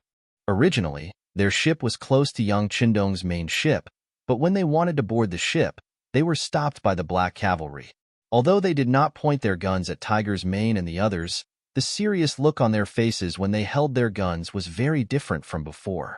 As the supervisor of the Black Cavalry, Beta Persei's expression was very ugly when he saw his brothers treating his brothers like this. He could not help but scold them out of habit. "What are you doing? Can't you recognize us? Where did your eyes go?" After all, he had been in charge of them for so many years, so he still had some authority. This shout made several Black Cavalry involuntarily put down their guns. However, there were still some Black Cavalry who were still holding their guns and staring at Beta Persei and the others. Their gazes were more of scrutiny. Seeing that there were people who were not convinced, Beta Persei was unhappy. He wanted to board the ship and kick the Black Cavalry. Of course, he would not really kick them, but he should at least teach them a lesson. "Okay, second brother, things are different now." Yang San, who was always clear-headed, shook his head and reached out to grab Beta Persei. Yang Si also came forward and whispered, "Sixth brother has put us all in a lot of trouble." As soon as these words entered Beta Persei's ears, he remembered something and his expression became a little ugly. But in the end, he suppressed the impulse in his heart and stood in place, waiting for orders. Tiger's Mane looked at everything that was happening in front of him and could not help but feel sad. This was something he had never thought would happen. But now, because of Young Lu, it really happened. At this time, he had to admit that he had brought this upon himself. Fortunately, they did not have to wait for long before the Black Cavalry came and invited them to board the ship. As the leader, Tiger's Mane did not board the ship immediately. Instead, he asked carefully, "Do we need to be searched?" This sentence sounded like a joke. At least Beta Persei thought so. They were the young master servants and could directly address Yang Qindong as young master. In the entire Yang Xie, only they and the telecommunications director Wang Shan, who was later trusted, could do so. Was this search not a joke? Who would have thought that the Black Cavalry would actually answer, "Logically speaking, it should be done." But the sixth young master said that there's no need. He said that you are still the most trusted people. Chapter 1657. It was still 2 words, especially with the emphasis on the pronunciation, but in the ears of Tiger's Mane, Beta Persei, and the others, it was completely different. At this moment, they also began to face reality. This time, Young Lu's matter was too big. So big that they didn't know how long it would take, or even if time was enough to reverse the situation. "Thank you very much." Tiger's Mane's face showed a trace of a bitter smile and took the lead to board the ship. As they boarded the ship, they quickly found that whether it was the Black Cavalry or the Navy Cold Front warriors, they were all looking at them with scrutinizing eyes. Especially the members of the Langya Special Forces, they were staring at his every move. It was as if they were reminding him not to play any tricks. Otherwise, they would really make a move. In terms of individual combat power, Tiger's Mane and the others were naturally no match for the Wolfang Special Forces who trained hard every day. Therefore, in the face of such gazes, they were powerless to reprimand them. If it was in the past, if someone dared to stare at them like this, they would probably directly attack, and the other party would not dare to fight back. But now, forget it, it's better not to mention it. As a result, Tiger's Mane, Beta Persei, and the others were also filled with anger in their hearts. Of course, this anger was not directed at Yang Qindong, and they did not dare to. Instead, it was directed at Yang Lu. Outside the main cabin, Tiger's Mane and the others stepped forward, ignoring the scrutinizing eyes of the other soldiers around them. The 5 of them all knelt on the ground and shouted towards the main cabin, "Young Master, we sinners are here. Please enlighten us, young master." "Come in." Yang Qindong naturally noticed the actions of Tiger's Mane and the others and could not help but sigh. Yang Lu's matter should not be blamed on these people, but in order to prevent such a thing from happening again, it was necessary to use this matter to warn them. None of them stood up because Yang Qindong didn't allow them to. Therefore, Tiger's Mane's group of 5 kneeled as they entered the main cabin. Then, they knelt in front of Yang Qindong. "Now that you know what happened, I'll leave young Lu to you. As for how you want to deal with him, come up with a plan. You have to announce it to the world later, do you understand? Yang Chendong waved his hand after saying this. Now that things had come to this, he wanted to see how Tiger's Man and the others would deal with this matter. If they still wanted to protect young Lu like they did in the first city, then these people could not be used. At least, they could not be put in an important position. It was impossible for a superior to not have the heart to kill decisively. With such a character, sooner or later, she would be used by others and would threaten the master's safety. Still kneeling, Tiger's Mane's group of 5 dragged the tied-up young Lu out of the main cabin. The 6 brothers gathered together in the side cabin. As soon as they entered the side cabin, Beta Persei was the first to stand up. He raised his leg and kicked young Lu's body. A stream of blood flowed from the corner of his mouth. It could be seen that the strength of this kick was not small. After Beta Persei, Yang San, Yang Si, and Yang Wu also stepped forward. After a series of punches and kicks, Yang Lu knelt on the ground and kept wailing. He shouted loudly, "Brothers, don't hit him anymore. If you continue to hit him, he will die. We won't have a brother like him anymore. Who still treats you as a brother?" Beta Persei became even angrier when he heard this. He kicked him a few more times, causing young Lu to wail in pain again. Seeing that the brothers had beaten him up, Tiger's Mane walked forward and helped young Lu up. Seeing Tiger's Mane appear in front of him, young Lu immediately begged, Tiger's Mane, I was really confused for a moment. I was deceived by Yang Ying. He turned out to be a spy from the southern Ming Empire. I was deceived." Looking at young Lu's pleading face, Tiger's Mane shook his head first and then said, "You used to be rootless duckweeds. You had no food, clothes, and a place to live. It was the young master who pitied you and took you in. He gave you glory and wealth and gave you everything. But do you really think you're that strong? Let me tell you, without the young master, you're nothing. You don't even think about repaying his kindness and even want to kill your master. You're a complete bastard. Tiger's Mane's voice grew louder and louder. The more he spoke, the angrier he became. He raised his hand and slapped Yang Lu twice. Yang Lu's teeth flew everywhere. Yang Lu's face instantly became red and swollen like a big loaf of bread. "That's right. You're really a disgrace to us. Do you know, after this incident, how can we let the 6th young master trust us? I'm afraid we won't even be able to repay his kindness. And all of this is because of your wishful thinking. Now you still want to say that you were confused for a moment and that you're afraid that we'll kill you. Do you know that you're destined to die? Who cares about your life?" Yang San walked forward and said earnestly. Then, he kicked Yang Lu, who had just knelt down, to the ground. Originally, Yang Lu only had a look of regret on his face. He still had hope in his heart that with the help of these brothers, he would be fine. At least his personal safety would be guaranteed. Didn't something like this happen before? Wasn't he fine? Moreover, this time he didn't cause any substantial harm to Yang Chenong. Everything could be saved. But now, after Tiger's Mane and Yang San's words, he suddenly felt that things weren't as good as he thought. He might die.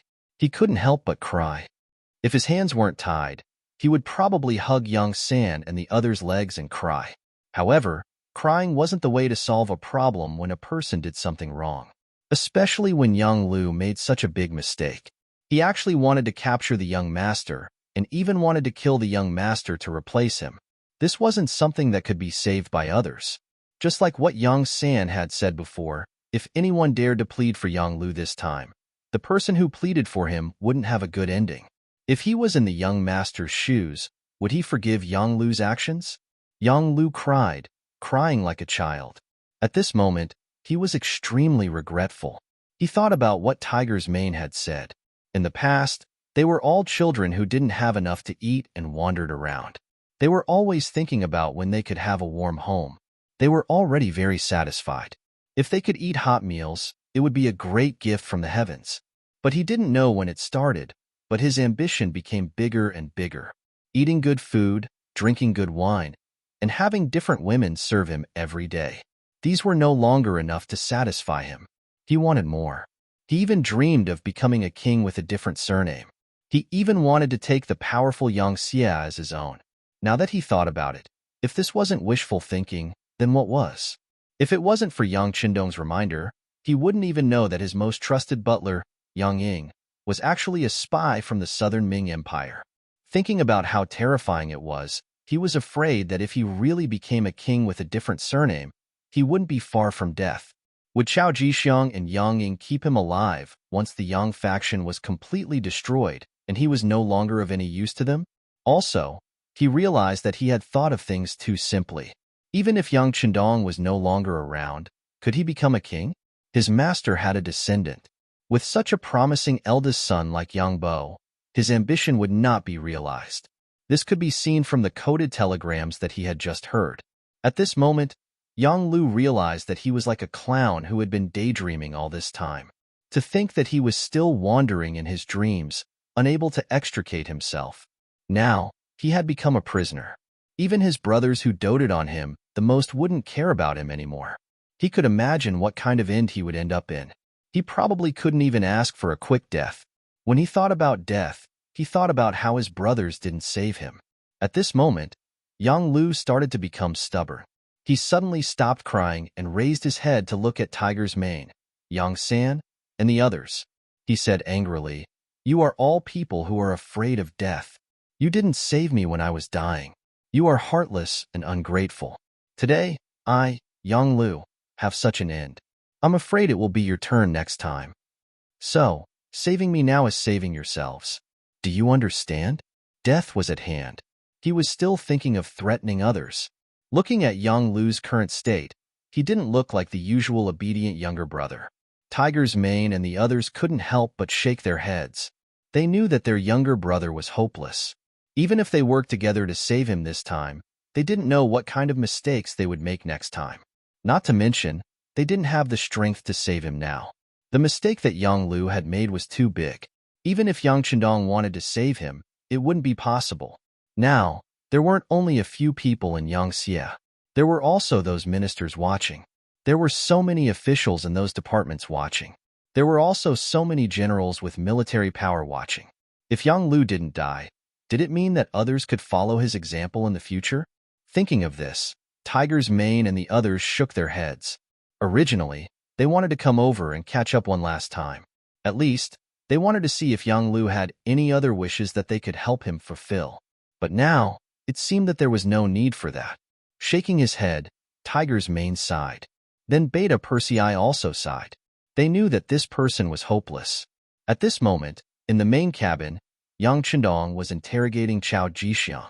From time to time, Chao Jixiang would come up and punch and kick him. The other party was already covered in bruises and teeth all over the ground. Yang Qindong was very angry. He was actually used. If it weren't for his sixth brother, Yang Qindong, who was prepared, the consequences today would be unimaginable. From now on, the Yang family was completely finished, and all of this was obviously because of him. As a result, one could imagine how much he hated Chao Jixiang now. Whenever he was faced with Yang Qindong's questions, he would be severely beaten if he answered even the slightest bit slowly. This caused Chao Jixiang to answer whatever Yang Qindong asked without the slightest delay or hesitation. Chapter 1658. According to Chao Jixiang, Zhu Qizhen felt that Yang Qindong was the biggest threat and wanted to get rid of him as soon as possible.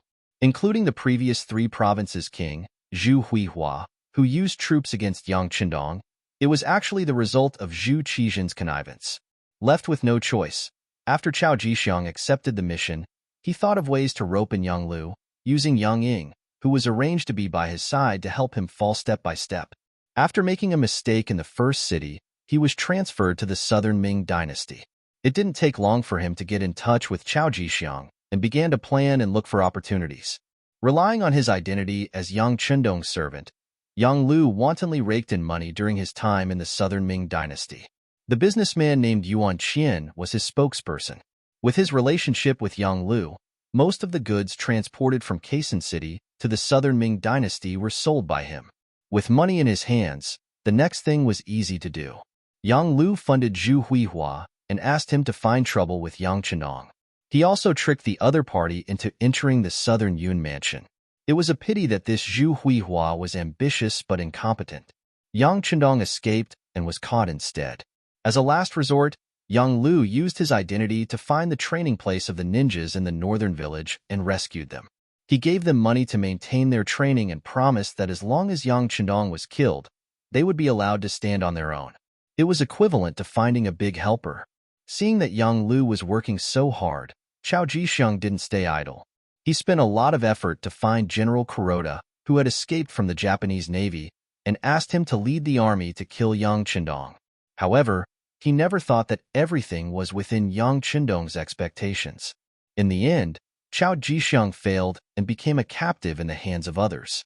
Now, he only regretted being enemies with Yang Chendong. He even knelt at the feet of Yang Chendong and said that he was willing to recognize him as his master and return to the Southern Ming dynasty to help Yang Xie deal with the Southern Ming dynasty. For someone like Chao Jixiang, it was no different to call him a dog. It would recognize whoever fed it as its master. Yang Chendong, who was at the side, was also convinced. He looked at Yang Chendong with an expectant gaze. Obviously, he felt that releasing Chao Jixiang as a spy for Yang Xie would be very beneficial for dealing with the Southern Ming Empire. It was a pity that Yang Chendong ignored his hopeful gaze. Instead, he turned to Ba Daojiang and said, "Take him away and continue interrogating him. Make him spit out everything he knows. If you discover any Southern Ming spies hiding in Yang Xie, record them all." "Understood," Ba Daojiang hurriedly replied and was about to carry the kneeling Chao Jixiang out. Unexpectedly, Yang Chendong added, "The interrogation can be more intense as long as he doesn't die. If he really dies, then so be it. Just don't let him play any tricks." Yes. This time, Ba Daojiang was considered to have received an imperial sword. Naturally, he knew what to do. He had long heard that the Langya Special Forces were very good at interrogating people. This time, he would be able to learn and observe properly.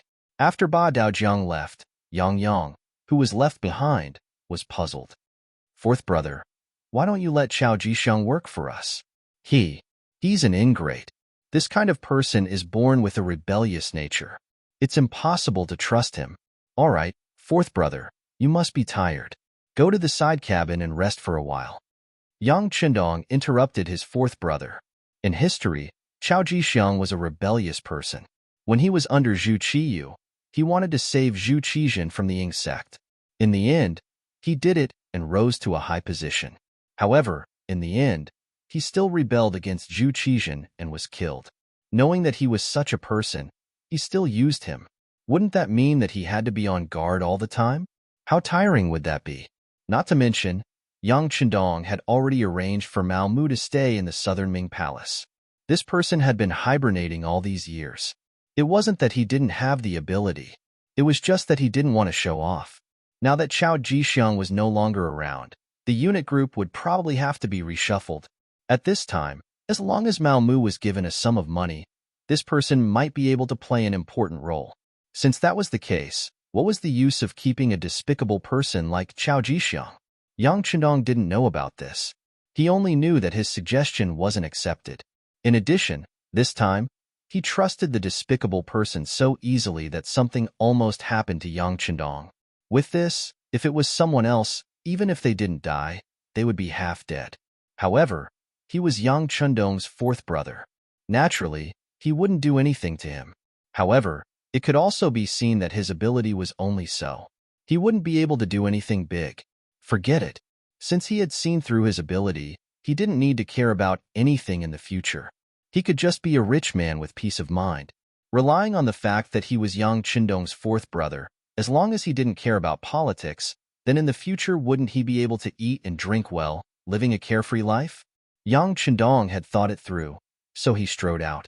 It could be imagined that this person would retire from politics from now on. As soon as Yang Chendong left, Wang Shan came over to report the results of the naval battle. Under the early preparation of Commander Nie Tong, under the attack of the powerful artillery, 50,000 Japanese Empire's naval forces were completely annihilated. At this point, another problem was completely solved. Now, Commander Nie Tong had brought the fleet close to Yang Chendong. "Tell Nie Tong that he did a good job." Yang Chendong nodded. For this battle, he already knew that whether it was the power of the artillery or the attack range, it was several times the opponent's. If this battle couldn't be won, then there was no need for Nye Tong to be the commander of the navy. He should just go home and take care of his children. While the two were talking, outside the main cabin, the voices of the 5 tigers' main brothers came out. They wanted to see Yang Chendong. Wang Shan, you go out first. If there is any urgent situation in the radio station, inform this young master at any time. Yang Chendong knew that he had to face it sooner or later. Considering the face of Tiger's Mane and the others, Yang Chendong decided to face them alone. Yes. Wang Shan agreed, but he didn't leave immediately. Instead, he asked with a little worry, Young master, do you need to call Captain Tai Hu and the others to wait outside the cabin? Obviously, Wang Shan was worried about Yang Chendong. He was afraid that something would happen in the meeting. No, they're all on the same side. Yang Chendong shook his head. Yang Lu's matter was an exception. He didn't believe that Tiger's Mane and Beta Persei would do anything to harm him. If that was the case, he would be a failure as a person. Wang Shan was just reminding him. If he said anything more, he would have the time to sow discord.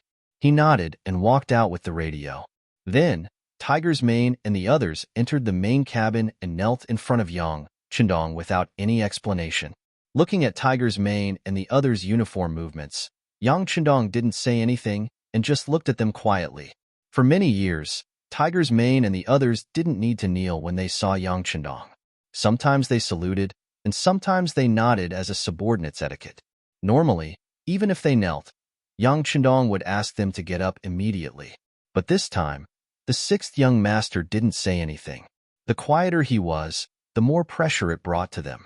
After a while, Tiger's Mane and the others, who didn't do anything wrong, couldn't help but have cold sweat dripping down their necks. In this regard, Yang Chendong didn't say anything as if he didn't hear anything.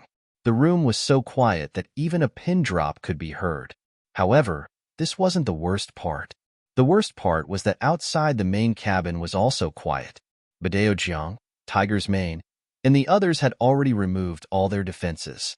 The nearest black cavalry was also standing 20 meters away, making it even quieter. If it weren't for the waves hitting the ship, it would give people the impression that there was no one here. The silence continued. A quarter of an hour passed, half an hour passed, about 2 hours passed.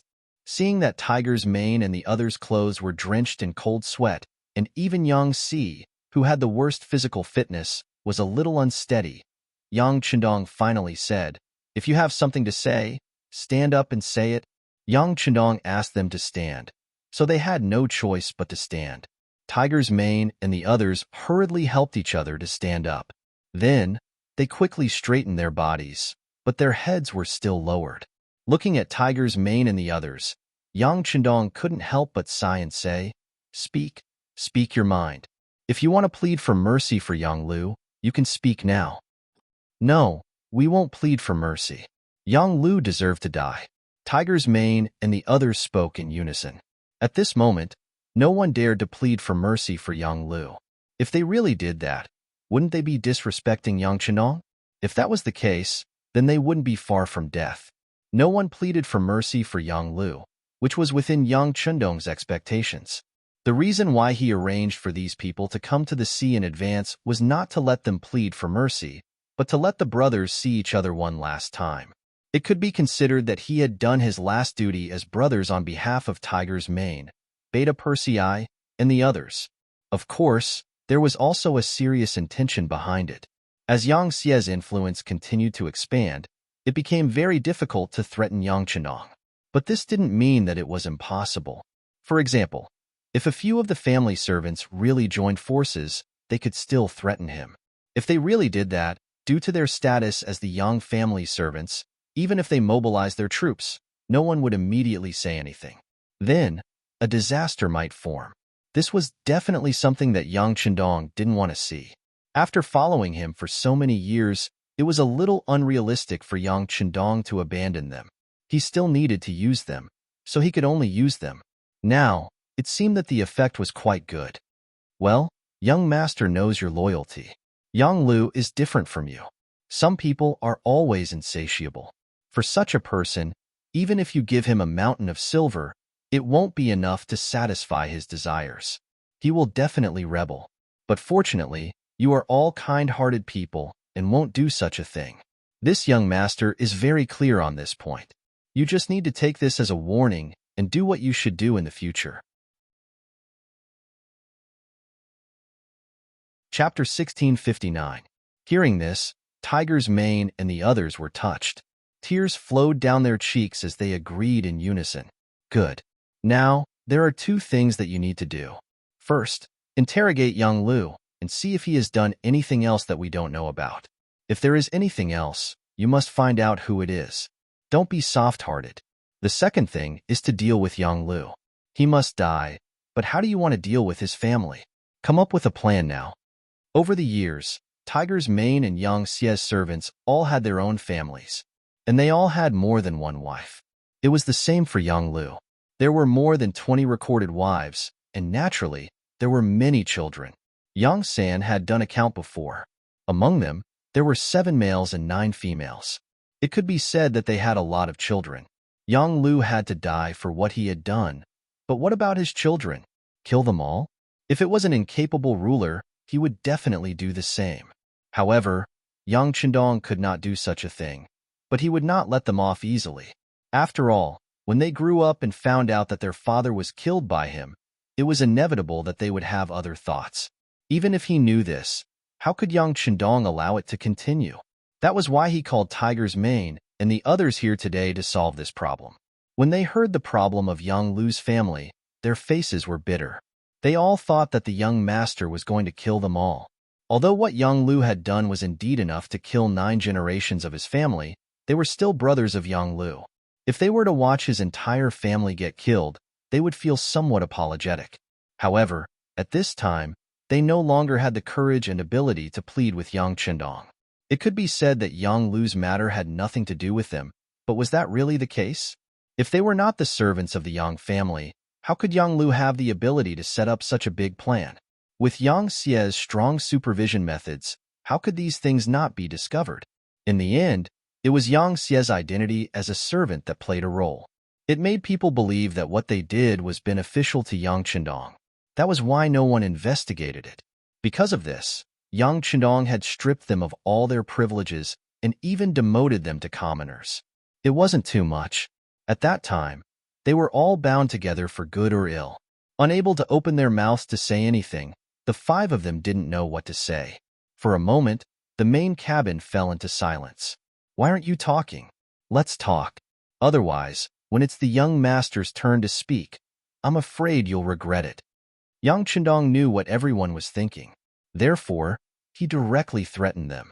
Only in this way could he force them to express their stance. Hearing this, the 5 of them panicked. They could imagine what the consequences would be once Yang Chendong expressed his stance. Therefore, after exchanging glances with each other, Hu Meng was the first to speak up. Young master, logically speaking, what Yang Lu has done is not overboard with his family. But I think his family should not know what he did. After all, we're brothers, so can't you be lenient? With Tiger's man taking the lead, Beta Persei also begged, yes, just leniency. His family can choose to be exiled. Yes, they can even be exiled separately. The further they are exiled, the better. They can go to a place where no one knows them. They can even remove their Han nationality identity. Yang San was afraid that Yang Chendong would not agree, so he added, I agree with the 3 brothers. We can separate all our family members and send them to a remote place. Yang Si and Yang Wu also expressed their opinions. Basically, they all had the same idea. After the 5 of them expressed their opinions one after another, they fell silent again. They only looked at Yang Chendong nervously, waiting for the young master's final decision.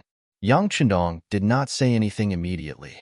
Instead, he first looked at the 5 of them with a scrutinizing gaze. No matter who his gaze fell on, that person quickly lowered their head, as if they had done something wrong and did not dare to look at him. After an unknown amount of time, Yang Chendong finally sighed and said, forget it.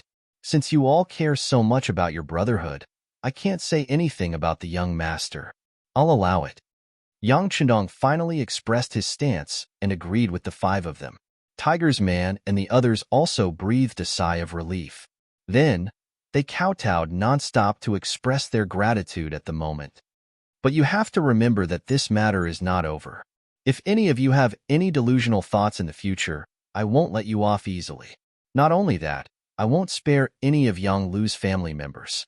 Also, don't try to play any tricks. The young master will send someone else to supervise you. As for who it is, you don't need to know. If you find out that any of Yang Lu's family members are being taken special care of, then the 5 of you can just wait to be locked up and never see the light of day again. He still had to give them a warning. Yang Chendong could spare Yang Lu's life on account of his contributions and Tiger's Man and the others' pleas. But if these people still wanted to play any tricks, then sorry, he could only bear the pain and take action. We don't dare. At this moment, Tiger's Man and the others did not dare to play any tricks. It had to be said that the servants were all good people. Other than Yang Lu's betrayal, the 5 of them were all loyal and devoted, even until death. Seeing that the beating was almost done, Yang Chendong knew that he had to comfort them. Otherwise, if everyone worked with emotions, then he would be the one at a loss. Then, he changed to a peaceful tone and said, "If you want to talk about Yang Lu's matter, it's purely his own fault. Now that we've found out that the 5 of you did not participate, this makes the young master feel very gratified and happy. No matter what, it proves that you're all loyal and trustworthy. Next, I hope that you guys will continue to work hard. In the future, there will be a lot of opportunities for you guys to show off your skills in Yangxia. Take Tiger's Man, for example. After this, it'll be time for us to deal with the North and South Ming dynasty. For stability, we'll prepare to deal with them one by one. First, we'll start with the South Ming dynasty. Yu Mian is more familiar with the situation here and was once an official of the Great Ming dynasty. He needs to be transferred over. Speaking up to here, Yang Chendong ordered Tiger's Man, Yu Mian will be transferred over. You'll be in charge of the matters of the beginning city. Yang Si will also be transferred over to assist Yu Mian. After all, this is the land of the Han. Not only do we have to reclaim this place, but we also have to let the people here live a better life. Yang Si has always been good at logistics. This time, we'll have to continue to work hard. Is there any problem? Go all out, no problem. Tiger's Man and Yang Si both replied. Also, Yang San, the intelligence department will have to fully cooperate with the army. This time, the South Ming dynasty sent an observation team to Crimson City. They've gained quite a lot, and the people's hearts are fluctuating. However, this will definitely arouse Zhu Qizhen's suspicions. Therefore, it's inevitable that there will be some cleansing and chaos. At that time, you guys will have to do your best to save some useful officials. After all, if we want to manage this huge Yangxia, we still need Han officials. Understood, young master. I promise to complete the mission. Yang San also replied respectfully. Yang Chenong nodded, then his gaze landed on Yang Wu and said, "The South Ming dynasty's observation team will come to Crimson City soon. You're already familiar with how to arrange and protect their safety. This time, you have to do a good job of receiving them." "Yes, young master, don't worry," Yang Wu immediately expressed. Finally, Yang Chendong looked at Beta Persei and said, "You can't continue to follow the young master. There are many things that I'm not used to without someone following me." Yes, Beta Persei happily replied. Letting him stay by the young master's side was enough to prove that they were still trusted. This also made everyone feel at ease, as they didn't have to carry burdens to work. After having a heart-to-heart talk with Tiger's Mane and the other 4, Yang Chendong seemed to be a little tired and waved his hand. "Then you can all go and do your own things. Yang Lu's matter must be resolved today." Tiger's Mane and the others already knew this result, but when they heard that Yang Lu was about to die, they still couldn't bear to see it happen. However, they also knew that this was already the best result.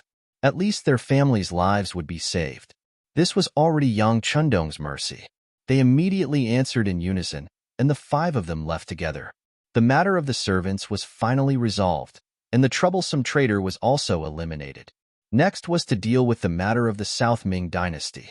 At this moment, Yang Chendong's gaze seemed to have crossed the sea and landed on Yingtian Prefecture.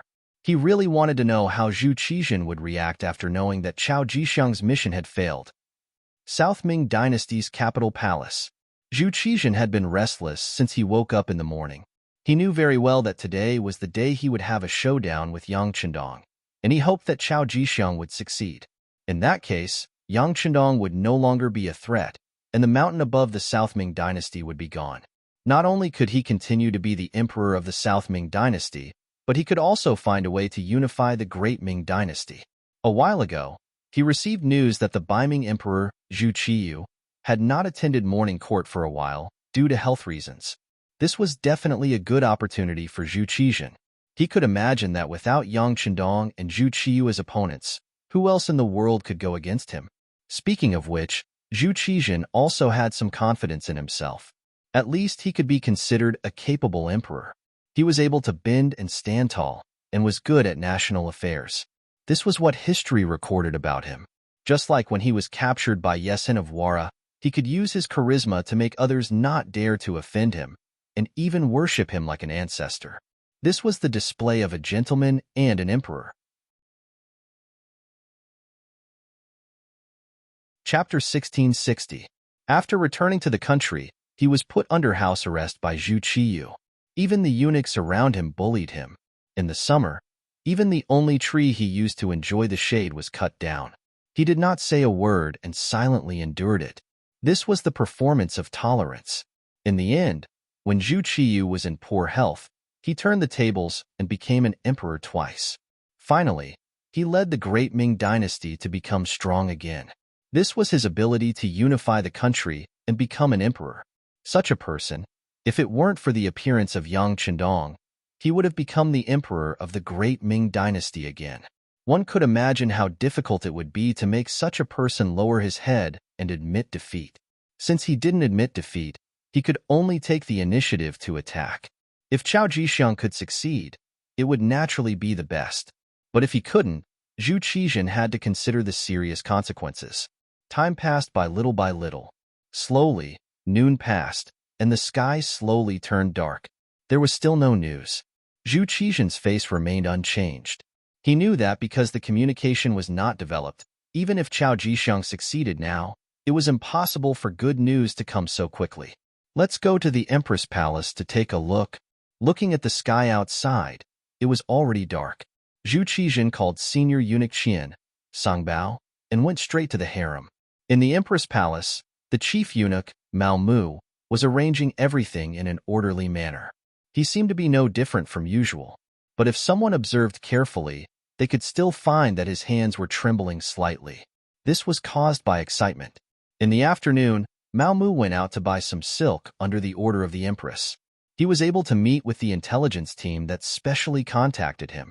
He learned that Chao Jixiang was captured and that Yang Xie would soon make a move on the southern Ming dynasty. In other words, after enduring for so many years, Mao Mu was finally going to see the light of day. It was really exciting just thinking about it. Speaking of which, Mao Mu was not very ambitious. Especially after being valued by Empress Qian over the years, his life in the palace could be considered pleasant. His mentality was more peaceful. However, it was undeniable that the internal strife within the eunuch group had never stopped. Now, it was only because Yang Xie brought too much pressure to the southern Ming Empire that everyone's attention was focused on her. This caused the internal strife to be less intense than before.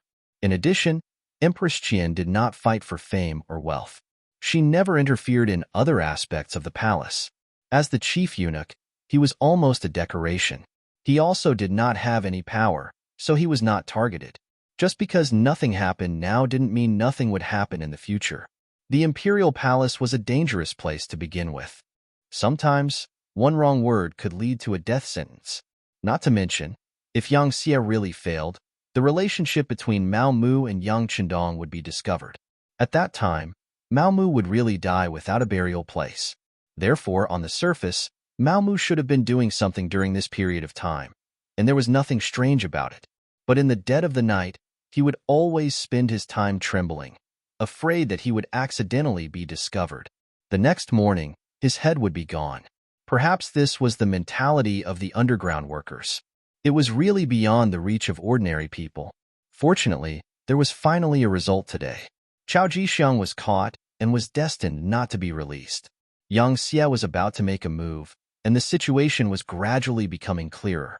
Mao Mu was getting closer and closer to his day of glory. Most importantly, the group that contacted him personally gave him 1,000,000 taels of silver.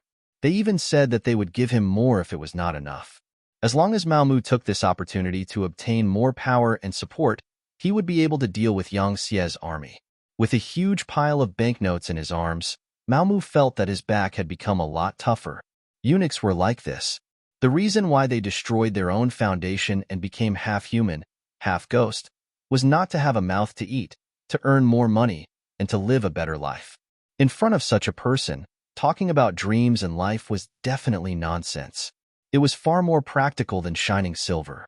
Therefore, in the imperial palace, there was a saying that the rich were the masters.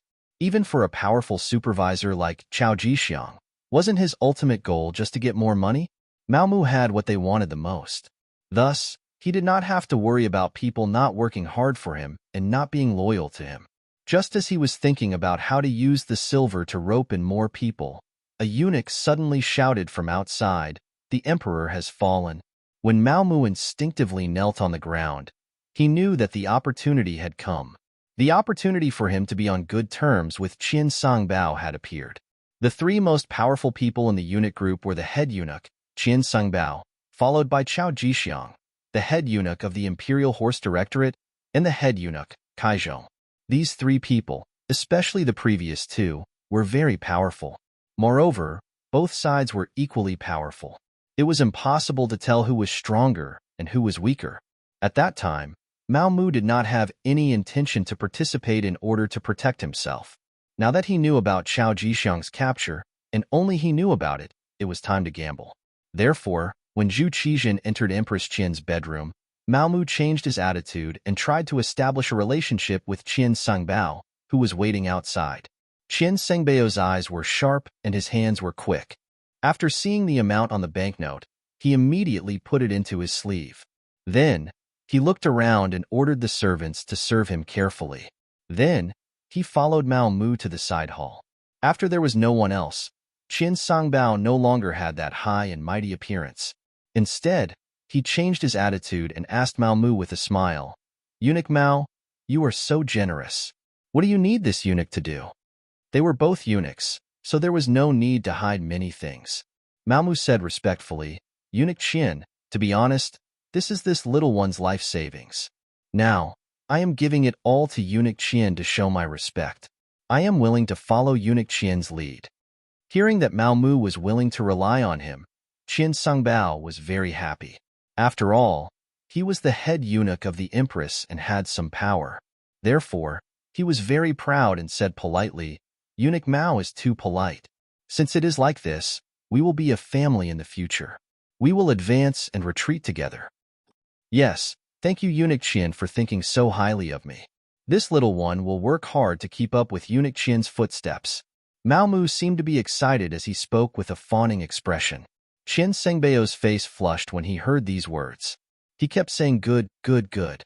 He believed that with Mao Mu's loyalty, he would have a higher chance of success when dealing with Chao Jixiang. At the crucial moment, he could have Mao Mu say some bad things about Chao Jixiang to Empress Qin. In addition, he could speak in front of the emperor. Then, there was no need to worry about Chao Jixiang not falling. Qin Sengbao's good mood fell into Mao Mu's eyes.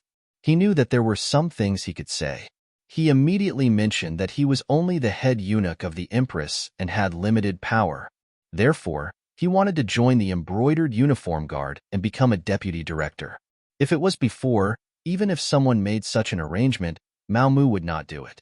The embroidered uniform guard was Chao Jixiang's territory. Without the other party's permission, wouldn't he be looking for trouble? It was even possible that he would lose his life if he did not do it well. However, it was different now. He knew that Chao Jixiang would not return. If he did not make a move now, then when? When Qin Sangbao heard Mao Mu's request, he was shocked. He already knew that Mao Mu was not an ordinary eunuch. Otherwise, he would not have won the emperor's trust. Even the emperor had said more than once that Mao Mu was a good person. It was because he knew that Mao Mu could not endure it forever that it was normal for the other to make a request. He also felt at ease accepting the other's money. However, the other wanted to join the embroidered uniform guard. This really surprised him. As for the embroidered uniform guard, even if Qian Sangbao was the head eunuch, his power was not enough. In particular, Chao Jixiang had many tricks up his sleeve. In addition, his younger brother's nephew and adopted son helped him. These years, it could be said that he firmly controlled the embroidered uniform guard. Even he could not get involved. Therefore, these years, it was not that he did not think of making arrangements for people to join the embroidered uniform guard. It was just that he never had the right opportunity. He could see this logic clearly. He did not believe that Mao Mu could not see it clearly. However, he made this request. What did this mean? Logically speaking, with Qian Sengbao's position as the head eunuch, it was not too difficult to arrange for someone to join the embroidered uniform guard, even if it was a deputy director. First, the embroidered uniform guard was originally the eunuch group's private land. In terms of official position, he, as the head eunuch, could naturally manage and arrange personnel. Second, Mao Mu's qualifications were enough. He had been the empress's head eunuch for more than 10 years. His rank had long been promoted. He could even be a director. There was also the most important third point. Chao Jixiang was not at home right now. It seemed that the emperor had arranged for him to do some secret things. Now was an opportunity to arrange for someone without any obstacles. But the problem was, if Mao Mu went to the embroidered uniform guard, once Chao Jixiang returned, would he have a good time? An outsider suddenly appeared in his own territory. At that time, it would not be easy for Mao Mu to safely withdraw. Since he had received the other party's money, of course he had to think for them. Eunuch Mao, the embroidered uniform guard is Eunuch Chao's territory. Once you enter, you will be arranged by this public security officer. I am afraid that he will have some thoughts. When the time comes and he really wants to argue, I am afraid that this duke will not be able to do anything. This was not an order, but a discussion. It was enough to prove that the 50,000 taels banknote was useful. At least, Qian Sengbao was thinking for Mao Mu. Many thanks for Qian Sengbao's consideration. This one has already thought about it. If I do not want to be unknown, then I must accept the challenge. So what if it was the embroidered uniform guard? In the end, Qian Sengbao was the head eunuch. How could this kind of power belong to Chao Jixiang's family? If this goes on for a long time, I'm afraid that there will be a day when the tail will grow too big and it will threaten Qian Sengbao's safety. Since this is the case, this one is not talented, but I am willing to share Qian Sengbao's worries. Even if it is a dragon's pool or a tiger's den, I will still go and take a look. If it is not done well, it will be nothing more than 100 caddies of meat. If it is done well, it will greatly restrict Chao Jixiang's power. This way, Qian Sangbao will not let down his position as the head eunuch. Chapter 1661. At this moment, Mao Mu's words were filled with righteousness, causing Qian Sengbao's heart to surge. Indeed, Chao Jixiang was becoming more and more powerful, especially recently. Whenever he saw the emperor, even Qian Sangbao had to avoid him. This was not a good sign. If Qian Sangbao continued to develop, who knew if Qian Sangbao would replace him one day? If that was the case, then he would be completely finished. As a eunuch, he knew very well that if he continued to be an ordinary eunuch, perhaps no one would do anything to him. However, once he fell from a high position, it was impossible to even ask for a complete corpse. Of course, eunuchs were not complete people, let alone complete corpses. Cough cough. Qian Sangbao, who had been thinking about how to break out of this situation, did not expect Mao Mu to jump out. Although the two of them were not very close, the key was that Qian Sengbao's rank was high enough. He did not need to do much about this matter. He only needed to report it to the emperor and record it in the records. With the face of the 50,000 taels of silver and the ability to make Chao Jixiang unhappy, why would he be happy to do such a thing? The more he thought about it, the more advantageous it was for him. Looking at Mao Mu's expectant expression, Qian Sangbao finally made a decision. All right, I'll mention this matter to the emperor tomorrow morning. Eunuch Mao, don't worry. Thank you for your guidance, Eunuch Qian. Mao Mu bowed like a subordinate. This made Qian Sangbao even more satisfied. The matter went very smoothly. Zhu Qizhen, who had rested at the empress's place for the night, woke up glowing in the morning. Using this opportunity, Qian Songbao proposed to let eunuch Mao Mu take on the position of vice supervisor of the embroidered uniform guard. This is something that you, the head eunuch, should worry about. Just do what you think is feasible. Zhu Qizhan said casually. It was true that he relied on Chao Jixiang, but he had to be careful. Arranging a vice supervisor for them was a good way to keep them in check, especially this time. When Chao Jixiang had made a great contribution, it was even more important to keep them in check. He knew Mao Mu was very obedient. Empress Qian had praised him more than once. Moreover, he was an old man who had followed them from Baiming's capital, so he was most likely loyal. It had to be said that Zhu Qizhan's manipulation of power was quite good. Moreover, he had always had a good impression of eunuchs. Now that Qian Songbao had taken the initiative to suggest it, he agreed. Thus, Mao Mu took up the post. Yang Xie had already begun to transport all sorts of war resources from Crimson City to Lijiao Prefecture of Guangdong Province. The war was in the midst of preparations, and it seemed like it would erupt at any moment. Mao Mu's actions had to be faster. After receiving the appointment decree from monk Qianbao, Mao Mu went to the embroidered uniform guard to take up his post. Mao Mu took the imperial edict to the embroidered uniform guard. All the important figures in the family, as well as some Qianhu and Vice Qianhu, came out to greet the imperial edict. But when they found out that Mao Mu was going to be the deputy factory manager, the faces of the people who came to welcome them immediately fell. The entire welcome hall was quickly emptied, leaving only a deputy Qianhu named Wu Bin standing there. Mao Mu was not surprised that everyone had left because he already knew the current power structure of the embroidered uniform guard. The embroidered uniform guard commander Chao Zheng, Chao Jixiang's younger brother, was primary third rank. Commander Chao Yin, Chao Jixiang's nephew, was secondary third rank. Commander Chao Xin, Chao Jixiang's adopted son, was primary fourth rank. Commander Wen Jing, Chao Jixiang's trusted aide, was primary fourth rank. Guardian Chao Duo, Chao Jixiang's adopted son, was secondary fourth rank. Guardian Su Hui, Chao Jixiang's trusted aide, was secondary fourth rank, etc. All of these people had a very close relationship with Chao Jixiang. Mao Mu had already understood the situation before he came here. He didn't expect these people to have a better attitude towards him. However, there was still one person who had not left. This was outside of his expectations. Although it was only a deputy Qianhu, it was still very pleasing. You are Wu Bin? Mao Mu smiled as he looked at the only person who had not left and sat down on the main seat. Wu Bin noticed that Mao Mu was sitting on the main seat. That was the seat that only Chao Jixiang could sit on in the past. Even when Chao Jixiang was not present, his younger brother, the current commander Chao Zheng, did not dare to sit there. But now, Mao Mu sat on that seat naturally. Needless to say, his ambition was obvious. Seeing this scene, Wu Bin was even more determined to join Chao Jixiang. It was not for anything else, but because he had unintentionally offended Qianhu Chao Duo. This was Chao Jixiang's adopted son. Now, he was just waiting for Chao Jixiang to come back and deal with him. He had no other choice but to turn to any doctor in his desperation. Mao Mu was his life's hope. Other than relying on him, he had no other choice but to treat a dead horse as a living horse. So when Mao Mu asked, he did not stand and simply knelt on the ground. This little one is Deputy Qianhu Wu Bin. In the future, I am willing to serve Lord Mao. How could Mao Mu not know what he was thinking when he knelt in front of him? There was no need to guess the process. Presumably, he had offended someone in the Chao family, so he had to do this.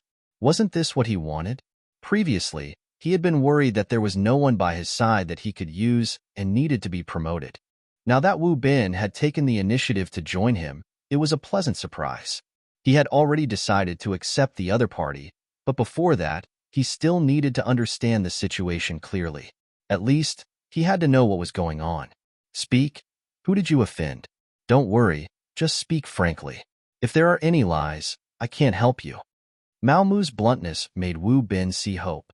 In any case, there was no other way. Since Mao Mu was his only chance, he told Chao Jixiang about his dispute with Chao Duo. Speaking of which, it was just for a woman. Here, the embroidered uniform guard was not completely the same as eunuchs. Apart from the embroidered uniform guard's Qianhu master being a eunuch, there was no rule that stipulated that the officials below had to be eunuchs, so many people were still able-bodied men. Wu Bin was one of them. Not only that, he also had a family and a woman called Xiao Chui. Unexpectedly, because of Xiao Chui's beauty, she actually attracted Xiao Duo's attention, and then he wanted to snatch her away. Just like that, a very melodramatic thing happened. As a man, Wu Bin naturally wouldn't agree. He also relied on his identity as a vice Qinhu to beg for some face in front of Xiao Duo. Unexpectedly, it didn't work at all, and he even offended the other party. Xiao Duo threatened that when his adoptive father, Xiao Jixiang, returned, he would snatch Xiao Chui to his residence and teach him a lesson. The so-called lesson was naturally to teach him a lesson. For the embroidered uniform guard, there weren't too many reasons to teach someone a lesson. From then on, Wu Bin lived in the shadows. For 3 consecutive days, he even thought of committing suicide. But when he thought that even if he died, he wouldn't be able to solve Xiao Chui's problem, he could only give up on the idea. He originally thought that there wouldn't be any way to break out of this situation. At this time, Mao Mu appeared. Of course, he would be held in his hands like a life-saving straw. One wanted to accept people, and the other wanted to seek refuge. This was 2 good things, 1 good thing. Immediately, Mao Mu helped Wu Bin up with a courteous appearance and asked about the other party's situation.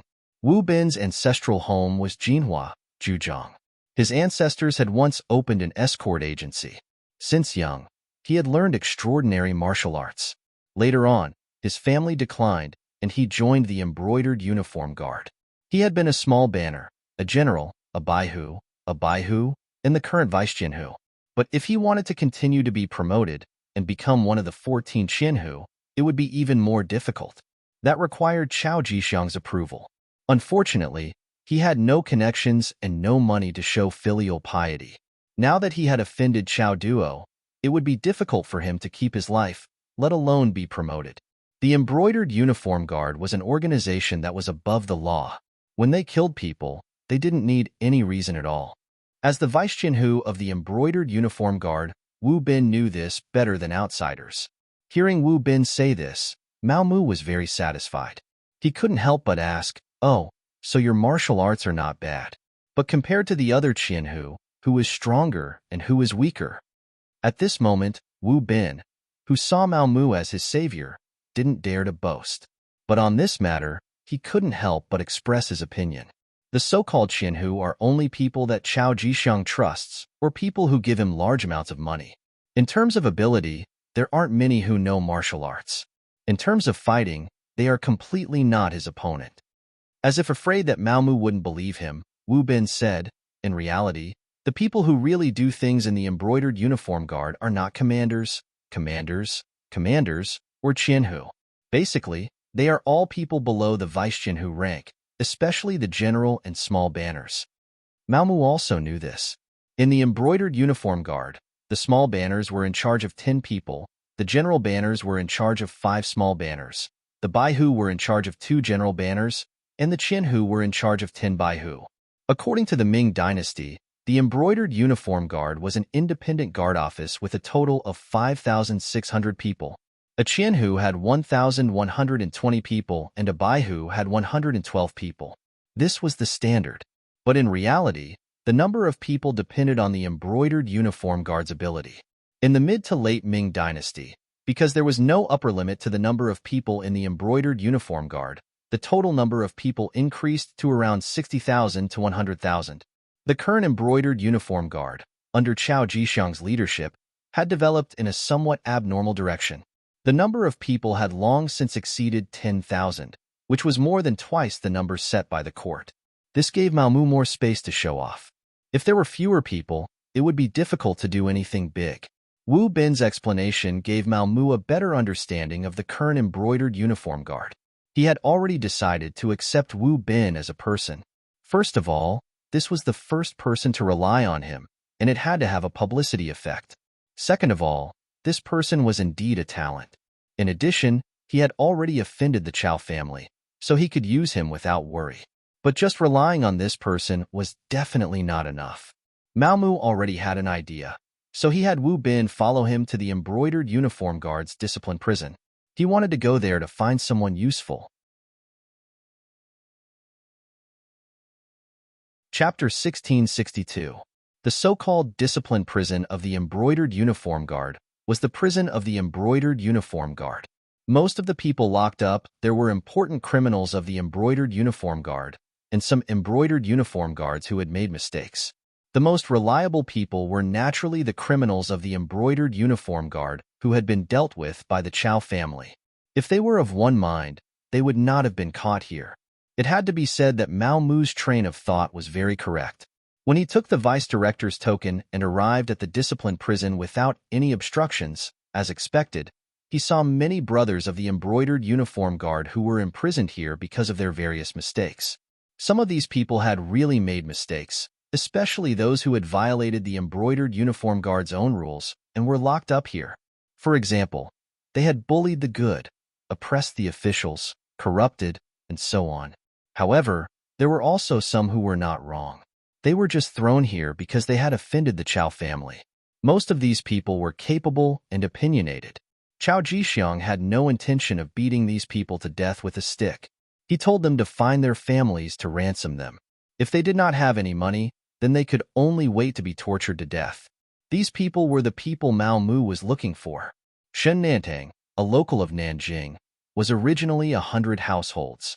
However, because he was soft-hearted and let go of the 2-year-old granddaughter of a criminal, he was caught here and punished according to the family's internal rules. The ransom was 200 taels. Speaking of this, it had to be said that Zhu Yuanzhong had set a set of salary standards in the 25th year of Hongwu. He had also stipulated that the salary would not change for the next 200 years of the Ming dynasty. In other words, no matter how much the price of goods outside increased, the salary would still be the same. The officials of the Great Ming dynasty were a bit better. They basically had some gray income. However, the people below them were sad. For example, 100 households like Shan Nantang only had a salary of 5 taels a month. This was because he had an official position, which was at least a 6th-rank official. Moreover, the ransom of 200 taels was equivalent to him not eating or drinking for 3 years. How could he possibly have the money to do so? He could only be locked up here. One could even imagine that if it wasn't for Mao Mu's appearance, he would probably never have appeared until one day when he died in it. Since Mao Mu had appeared, Shen Nantang could naturally be saved. According to Wu Bin's explanation, this person's martial arts were not ordinary. He was also very famous in the entire Embroidered Uniform Guards. He was even one of the top 5. If not for that, he would have been killed a long time ago for releasing the daughter of a serious criminal. Chao Jixiang was also a person who valued talent, which was why he wanted the ransom. Mao Mu naturally had to extend a helping hand to such a person. She had a conscience, and she had been played so badly by Chao Jixiang. If he didn't save her, who would? It was only 200 taels of silver. He took it out without any hesitation. Then, he named a few more people and recorded their ransom. Then, he asked Wu Bin to handle the procedures for them. Mao Mu wanted the prisoners and paid the ransom according to the rules, so the brocade guard official in charge of the discipline prison could only release the prisoners. In this way, a team was quickly formed. Besides Wu Bin, Mao Mu also had Xin Nantang, Luo Zhu, and a series of capable generals. After leaving the discipline prison, Mao Mu did not let them go home immediately. Instead, he first took them to an enormous restaurant in the Yingtian prefecture. First, he washed everyone, then gave each of them 100 taels of silver as a meeting gift. This was still not shocking. What was even more shocking was that Mao Mu proposed in front of everyone that he would make adjustments within the Embroidered Uniform Guards. Wu Bin and Shen Nantang would become the new Qianhu. Luo Zhu and the others would also become Baihu or Test Baihu. Not only did he give out money, but he also conferred official positions. Immediately, everyone expressed their gratitude. They were all people who had been pushed aside. They had the ability, but other than that, they had no money and no backing. They had never thought that one day they would have a meteoric rise. Mao Mu's arrival made many of their wishes come true. In the time it took to eat a meal, he became the true master in everyone's eyes. Seeing everyone's urgent gaze on him, Mao Mu naturally felt a sense of heroism from the bottom of his heart. Although he was no longer a healthy man, he had his own dreams and his own idols. For example, his goal was the 3 treasures eunuch, Zheng He. That was definitely a legendary existence among the eunuchs. If he wanted to be like Zheng he had to fulfill two conditions. First, he had to obtain the emperor's trust. Right now, he had obtained Yang Qindong's deep trust, so he had fulfilled this condition. Second, he had to have the ability. If he could grasp the power of the embroidered uniform guards in his hands, wouldn't that prove it? Mao Mu, who had his own ideals, fully displayed the smooth side of a eunuch at the table. And everyone was excited because they had a new backing and a new goal. Everyone was a frustrated person. Most of them had even been waiting for death in the prison. Now, they could eat and drink here. Moreover, they had been told that a career and wealth were right in front of them. How could they not be excited?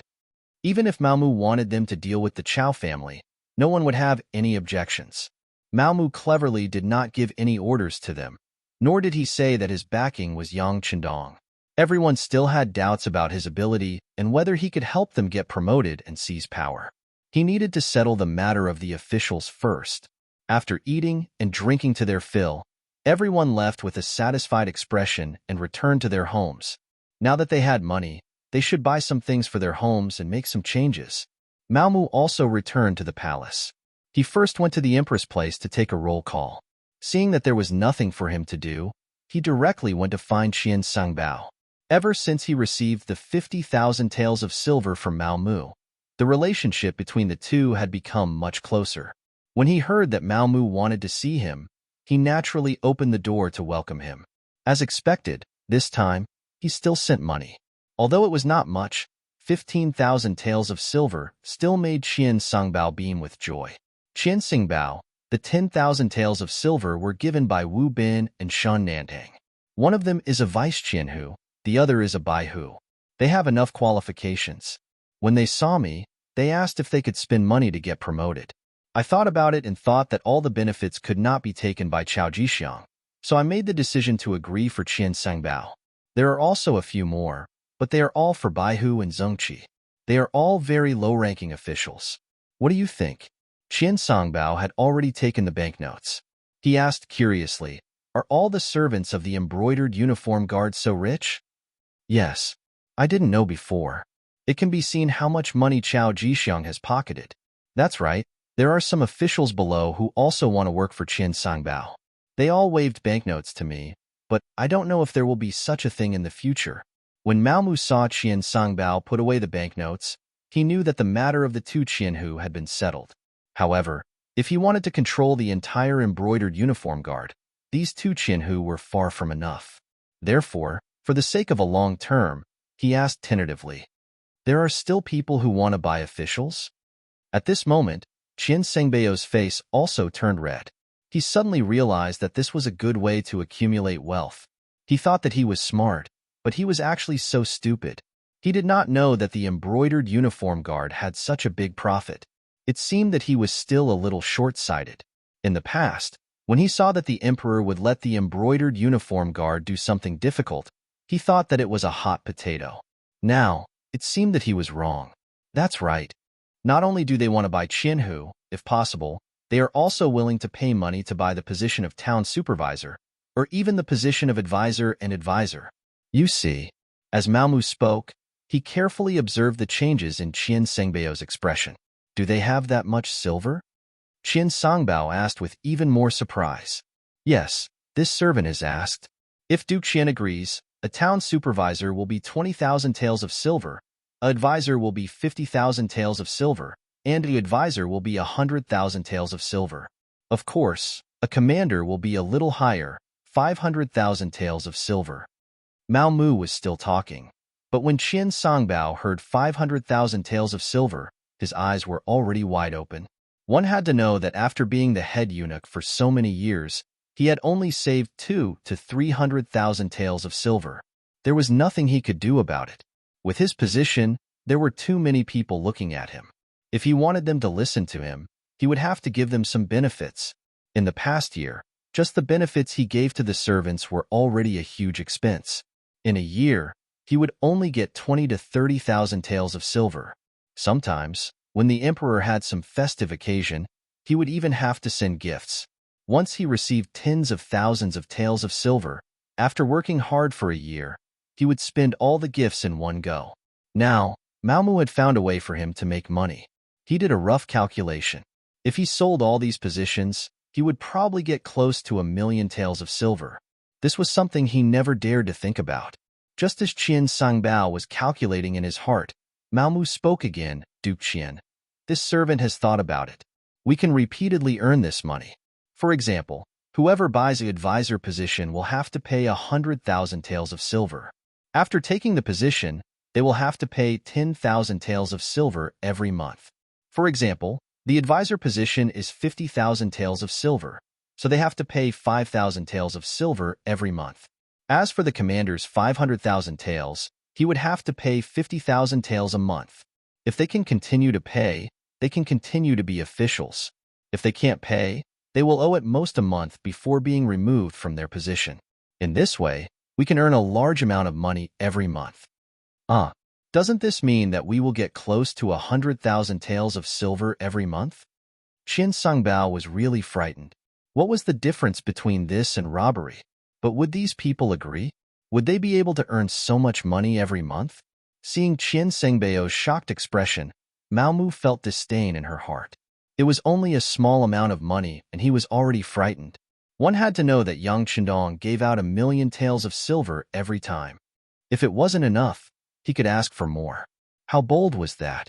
Moreover, this money was not a loss because once the southern Ming Empire was annexed, this money would eventually return to Yang Xie's pocket. Right now, it was just temporarily placed here. Chapter 1663. Naturally, these thoughts would not be spoken out loud. Malmu continued, this servant has also asked about this. They also said that as long as they are given power, they will think of a way to get the money. For example, there are so many corrupt officials in our court, and so many people who do business with Yang Xie in private. Those are all very profitable businesses. As long as they are dealt with, the money will be sent to you every month. There won't be any problems. Qian Sangbao was afraid that these people would act recklessly after gaining power. Once they made the emperor unhappy, it would be a big matter.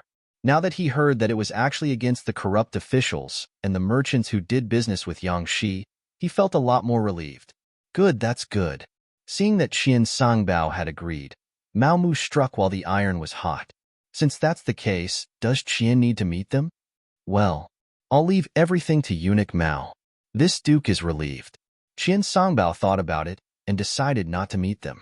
This way, if something were to happen, he could still shirk responsibility.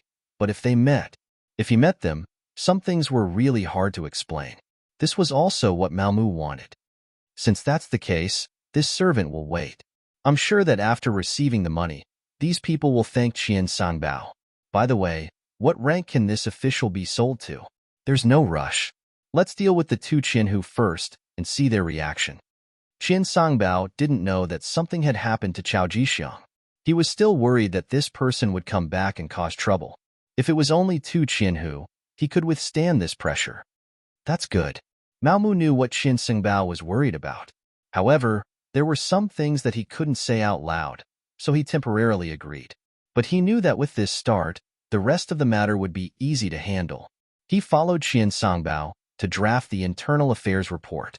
For example, Qian Sangbao could basically appoint officials. This was one of his powers as the head eunuch. After receiving the internal affairs report written by Qian Sangbao, Malmu left the palace and went to the embroidered uniform guard factory. Shen Nantang and the others first took the silver back home to comfort their families. Then they came to the embroidered uniform guard factory and waited for news. After all, it was Malmu's words before. Whether they would be promoted or not was not certain. If this chief eunuch who served the empress was all talk and no action, then they would have to suffer. It was no wonder that everyone had such thoughts. Shen Nantang and the others didn't do anything wrong, but offending the Chao family was the biggest crime. In addition, over the years, Empress Qian's strength had not been obvious. She was basically an invisible person. No one knew what kind of power the head eunuch who served her had. Not long after, Malmu appeared. Seeing everyone standing here waiting for him, how could he not know what they were thinking? After chuckling, he took out the internal affairs reports written by the head eunuch, Qian Sangbao, and handed them to Shunnantang and the others one by one according to their names. Sure enough, it was a decree of promotion. Seeing that they were still prisoners a few hours ago, but in the blink of an eye, they had become Qianhu, Baihu, Zhongqi, and other officials with ranks, everyone was naturally excited. When they looked at Mao Mu, there was no longer any contempt in their eyes. Instead, they were burning with passion. At this time, Mao Mu put away the smile on his face and became very serious. This Gonggong has given you what this Gonggong promised. Next, it will depend on everyone's performance. Next, I will announce the mission. Shunnantang, Wu Bin, Luo Zhu, and the others immediately straightened their bodies. They were like an army that was about to be inspected. There are 3 main missions. First, unite those who have been oppressed by the Chao family but have the ability.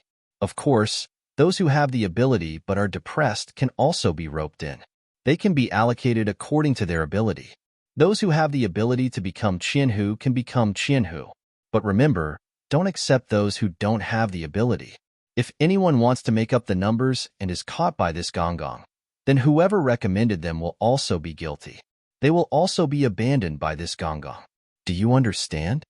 This was something he had learned from Yang Qindong. Although Mao Mu had not done much work, the intelligence team that contacted him would often inform him of Yang Xie's actions and methods. From Mao Mu's point of view, the recommendation was the right thing to do.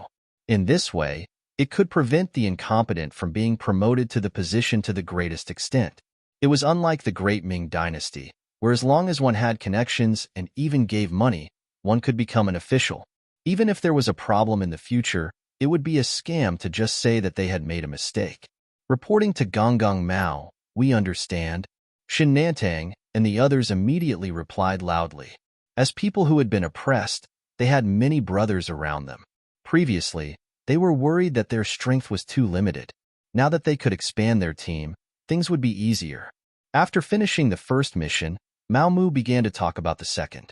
The second mission is to keep an eye on the Chao family and find evidence that they are criminals. When the time is right, strike hard. Only then will you be able to truly stand out. In fact, there was no need for Mao Mu to say this. Shunnantang and the others would do it.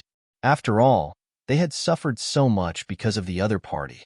Now that they had a chance to make up for it, how could they be polite? Struggles had always been like this. It was either you die or I live. History had also proven that soft-hearted people could not achieve great things. Alright, let's talk about the third mission. In summary, there is only one word: obedience. Mao Mu's voice unconsciously became louder as he continued. What I want is obedience. As long as it is an order from me, you must unconditionally carry it out. On the contrary, as for other people's orders, you must not oppose them. The specific matters are up to you. This eunuch also wants to say that Qianhu is not the end of your career. As long as you have outstanding ability and make outstanding contributions, you can be promoted to the position of town protector, commander Qianshi, comrade, or even commander. After saying this, Shunnantang and the others' eyes immediately widened. Commander. Although it was only a third-rank official position, the real power it held was something that even second-rank officials could not compare to. In the past, a fourth-rank official was an existence that they admired for life. They did not expect that they would have the opportunity to sit in that position. There was nothing to say. Next, they would strive for this goal until the end. As for the obedience that Mao Mu mentioned, no one had any resistance. Although the establishment of the embroidered uniform guard was more to serve the imperial power, in the end, they still had to obey someone. Mao Mu had freed them from the abyss of suffering and was one of the chief eunuchs of the palace. So if they obeyed Mao Mu, wouldn't that be the same as obeying the imperial power? As for what Mao Mu said, if there were other people's orders, no one should oppose them. That was just doing a superficial job of respect. The embroidered uniform guard was very good at this, so there was no need to teach them. Everyone knew what to do. After the 3 orders were announced, everyone began to get busy. Recruiting people and finding evidence was the focus of their work now. As for the powerful Chao family of the embroidered uniform guard, although everyone was still a little afraid in their hearts, when they thought about it, would they be fine if they did not become enemies with them? Since there would be a battle sooner or later, there was no need to be polite. Let's see whose methods were stronger. As long as Mao Mu could block Chao Jixiang's sharpness after his return, they had nothing to be afraid of. After all, these people were all capable people. Shen Nantang and the others could not take Chao Jixiang seriously because their status was not high enough to reach that level. But there were people who took Chao Jixiang seriously, such as his younger brother Chao Zheng and the others. Chao Zheng and the others were very opposed to Mao Mu coming to the embroidered uniform guard to take up the position of deputy factory director. This was because there was no permanent position in the embroidered uniform guard. On the contrary, such a position would be added in some special times. However, that was usually when the old and new factory directors took over. The problem was that Chao Jixiang had not lost power. Didn't he frequently enter the palace to see the emperor a while ago? They did not understand why there was a deputy factory director.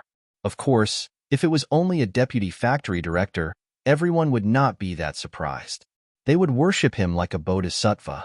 Even if they were in a bad mood, they could ignore him. They were from the Chao family.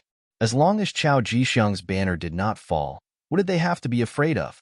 In the end, it was very likely that this deputy factory director would only have a name and no power. So much so that they could not even order an ordinary embroidered uniform guard around. At that time, they would probably go back with their tails between their legs. However, it seemed that Mao Mu did not think that way. He actually pulled Wu Bin, who was about to die, to be his trusted aide.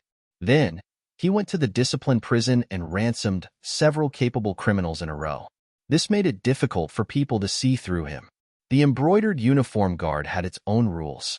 Those who did not commit any major crimes could be ransomed after paying the ransom. This was originally set by Chao Jixiang. This was also a method to amass wealth. With so many brothers following them, they had to eat, and that required money. No one had any doubts about this. Mao Mu did things according to the rules and did not rely on his official status to suppress people. No one questioned anything. However, the problem was that before they could react, two Qinhu positions were set. They were not from the Chao family, but Shen Nantang and Wu Bin, who had been dealt with by the Chao family. Chao Zheng and the others could not stand this. This clearly meant that they wanted to seize power, right? If people who were not from the Chao family could also become Qinhu, then the blow to the Chao family could be imagined. What was even worse was that after this incident, whether or not the embroidered uniform guards would listen to the Chao family's words would be a question mark. It was impossible for Chao Zheng and the others not to panic after such a thing happened. However, there was nothing they could do. Even though they were all commanders, comrades, or administrators, in reality, they didn't have much power. They all took orders from Chao Jixiang alone. They also did not have any channels to speak to the higher-ups. Chapter 1664. In other words, without Chao Jixiang, these people could only control one embroidered uniform guard. If someone wanted to attack the embroidered uniform guard, they could do nothing but watch. Wait for Big Brother to come back. Everything will be done. At that time, we will make Mao Mu suffer. Seeing so many people from the Chao faction looking at him with expectant eyes, Chao Zheng had no choice but to say this. That's the only way. Everyone could only nod in agreement.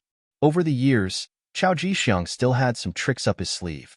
At least these people were convinced by him. However, they did not know that Chao Jixiang would not be able to come back. In the southern Ming imperial court, the first person to know about Chao Jixiang's accident was Emperor Zhu Qizhen. The reason why Zhu Qizhen knew about this was because Chief Eunuch Qian Songbao told him. Qian Songbao heard it from Mao Mu. When Mao Mu reported to Yang Qindong through his contact group that he had begun to reach out to the embroidered uniform guard and obtained a good start, Yang Qindong sent this information to Mao Mu. Not only that, he also told the contact group that Yang Xie was mobilizing the military supplies, mobilizing the army, and preparing to go to war with the southern Ming Empire. This was to allow Mao Mu to stabilize his position. As for whether this would expose his strategic intentions and cause the southern Ming Empire to prepare in advance, would Yang Qindong care? Some things could not be hidden at all. What's more, Yang Qindong couldn't wait for the southern Ming Empire to gather their armies. This way, he would be able to achieve success in one battle. It would be better than attacking every single city and ultimately destroying the southern Ming Empire. What Yang Chendong wanted was a rich and populous southern Ming dynasty, not a mess. From this point of view, it was undoubtedly better to give the southern Ming Empire time to gather their army and end the war with a big battle. What did you say? In the side hall, Zhu Qizhen's face was filled with shock. Then, he reached out and grabbed Qian Sengbao's neck, questioning him loudly. Seeing Zhu Qizhen's eyes that seemed to be able to devour people, Qian Songbao was truly frightened. But when he thought about how he was the first to receive this information, it was equivalent to making a great contribution. He was no longer afraid and repeated, "Your Majesty, the embroidered uniform guard has sent news that eunuch Chao's matter has been exposed and has fallen into the hands of Bugnam of Gojoseon. Bugnam of Gojoseon obtained the imperial edict from Chao Jixiang's hands for Yang Shunming. Then, he used the excuse that the South Ming Empire wanted to attack him and prepared to attack the South Ming Empire. Right now, Qiqian City is transferring troops and supplies to Guangxi to accumulate strength." Zhu Qizhen's footsteps involuntarily took a few steps back when his hand loosened. He staggered and almost fell to the ground. Fortunately, Qian Songbao reacted quickly and supported him. At this moment, Zhu Qizhen's mind was a mess. From Qian Sengbao's report, something really did happen to Chao Jixiang. Otherwise, Qian Songbao wouldn't have said anything about the imperial edict. This was top secret. This Chao Jixiang was truly stupid. Didn't he say it before? If things didn't go well, he had to bring the imperial edict back safely. If not, he had to burn it. How could he let it fall into the hands of Yang Chendong? Now, with the imperial edict establishing Bugnam of Gojoseon in his hands, Yang Chendong had a righteous cause in his hands. He had a legitimate reason to make a move against the South Ming Empire. This was truly lifting a rock and smashing it on his own feet. Your Majesty, are you all right?" Qian Songbao, who was afraid that Zhu Qizhen's anger would harm his body, hurriedly asked carefully after a while. Qian Sengbao's call brought Zhu Qizhen back to his senses. Then, he rejoiced. Fortunately, he knew everything in advance. This way, he could immediately make some preparations. Thinking of this, he couldn't help but look at Qian Songbao with a gratified expression and said, "Great companion, you did well in this matter. The embroidered uniform guard is also very capable. Now that something has happened to Chao Jixiang, have you thought of a successor?" Previously, when Mao Mu reported this matter to Qian Songbao, he was truly shocked. Firstly, he was shocked that Chao Jixiang would be captured by Bugnam of Gojoseon. Of course, he was secretly happy in his heart. This meant that he had one less powerful opponent. Secondly, he was shocked that this news was actually known by Mao Mu so quickly. Could it be that the embroidered uniform guard really had such strength? But why didn't he see them as capable before? Seeing Qian Sengbao's puzzled expression, Mao Mu had already prepared an explanation and said, "Duke Qian, actually, there are still many capable people in the disarming uniform guard. It's just that because Chao Jixiang eliminated dissidents and only knew how to make money, he was suppressed. Now that these people have obtained Duke Qian's support and have a certain amount of power, they naturally have to do their best. It's not a big deal to find out some things." Because of Chao Jixiang, Qian Songbao didn't know much about the embroidered uniform guard's work. Thus, he didn't have any doubts after hearing everything from Mao Mu. Then, he patted Mao Mu's shoulder and said, "Not bad. You did well in this matter. Since something has happened to Duke Chao, then you can be promoted to the position of Vice Duke." "Many thanks, Duke Qian." Mao Mu was waiting for these words. Immediately, a banknote worth 220,000 was delivered to Qian Songbao. Looking at the number on the banknote, Qian Sengbao's heart skipped a beat. Then, he put it away and patted his chest, saying that he would take care of this matter. In fact, even if Mao Mu didn't give him the banknote, he most likely wouldn't be able to run away from the position of Vice Duke. After all, Qian Songbao was already the head eunuch. If he became the embroidered uniform guard's Vice Duke, then his power would be too great. Even the emperor would be afraid of him. Even if he couldn't take the position, he couldn't let others take advantage of it. It had to be known that other than Chao Jixiang, there was still the imperial horse eunuch, Kaizhong, keeping an eye on him. Compared to the ambitious Kaizhong, the obedient Mao Mu, who knew how to be filial to him, was more suitable. How could Mao Mu not understand this logic? However, he still gave the banknote. It was for the sake of making Qian Sangbao put more effort into recommending him. Using 200,000 taels of silver to settle the matter and obtain the position of Vice-Duke of the Embroidered Uniform Guard was definitely not a loss. When the emperor asked, Qian Sangbao, who was already prepared, immediately said, "Your Majesty, have you forgotten? Didn't Duke Mao Mu, who served the empress, become the Vice-Duke of the Embroidered Uniform Guard? It must be said that he is quite capable. In such a short time, he has already managed the Embroidered Uniform Guard in an orderly manner. For example, this information was provided by him." Oh, he actually has this kind of ability. It seems that we have overlooked the talented person by our side. Since that's the case, Mao Mu is capable and loyal enough. Furthermore, he has the recommendation of the Vice-Duke. Then, let Mao Mu take over the position of Vice-Duke. Tell him that we look forward to his continued efforts in creating new achievements. This subject obeys. Qian Sangbao saw that he had achieved his goal and was naturally overjoyed. However, the worry on Zhu Qijian's face did not disappear. He continued, "How about this? Pass down our decree and announce to the world that the previous Vice-Duke of the Embroidered Uniform Guard, Chao Jixiang, stole our imperial edict and secretly stamped the imperial seal. The southern Ming imperial court will not recognize his actions, and neither will we." Zhu Qijian acted shamelessly. Although smart people could clearly see what was going on, would a eunuch, even if he had some power, really dare to secretly write an imperial edict and stamp it with the imperial seal? However, seeing through was one thing. If Zhu Qijian did not recognize it, at least he could salvage some of the influence. Mao Mu thus became the Vice-Duke of the Embroidered Uniform Guard. Shen Nantang, Wu Bin, and the others were naturally overjoyed. Chao Zheng and the others' expressions were very ugly. Their backer, Chao Jixiang, had fallen into the hands of Bugnam of Gojoseon. It could be imagined that he would not return in this lifetime. As people of Chao Jixiang's faction, where should they go from here? Chao Zheng was the current commander of the Embroidered Uniform Guard. It seemed that he held great power.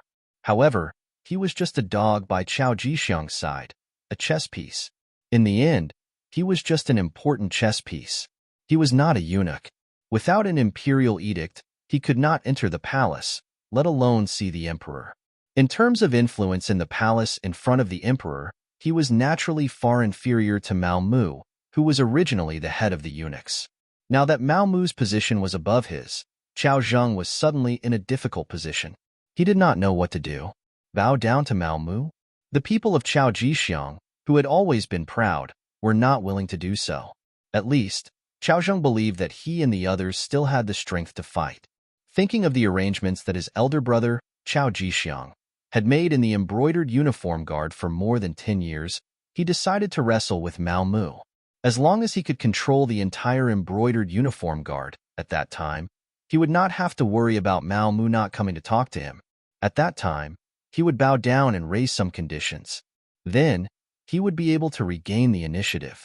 Chao Zheng told his thoughts to the other people of Chao Jixiang and received everyone's support. They were all grasshoppers on the same rope. At this moment, no one could escape. They could only try their best. However, they had imagined themselves to be too powerful, and they had underestimated Mao Mu too much. Without power, without an official position, and without a strong economic foundation like Mao Mu, the result of the struggle was inevitable. In particular, after the Embroidered Uniform Guard learned that Chao Jixiang had been captured by Bugnam of Gojoseon, the people who had been suppressed immediately began to have ideas. At this time, Shen Nantang, Wu Bin, and the others began to recruit people. They gave money and official positions. It was easy to imagine who would be willing to work for the Chao Jixiang faction. Not long after, not only did the people who had been suppressed stand on Shan Nantang's side, the neutral people also stood on Shan Nantang's side. Even some of the unimportant people in the Chao Jixiang faction began to have ideas and came to seek refuge. Moreover, they were not empty-handed. They had all sorts of evidence of corruption in the Chao Jixiang faction.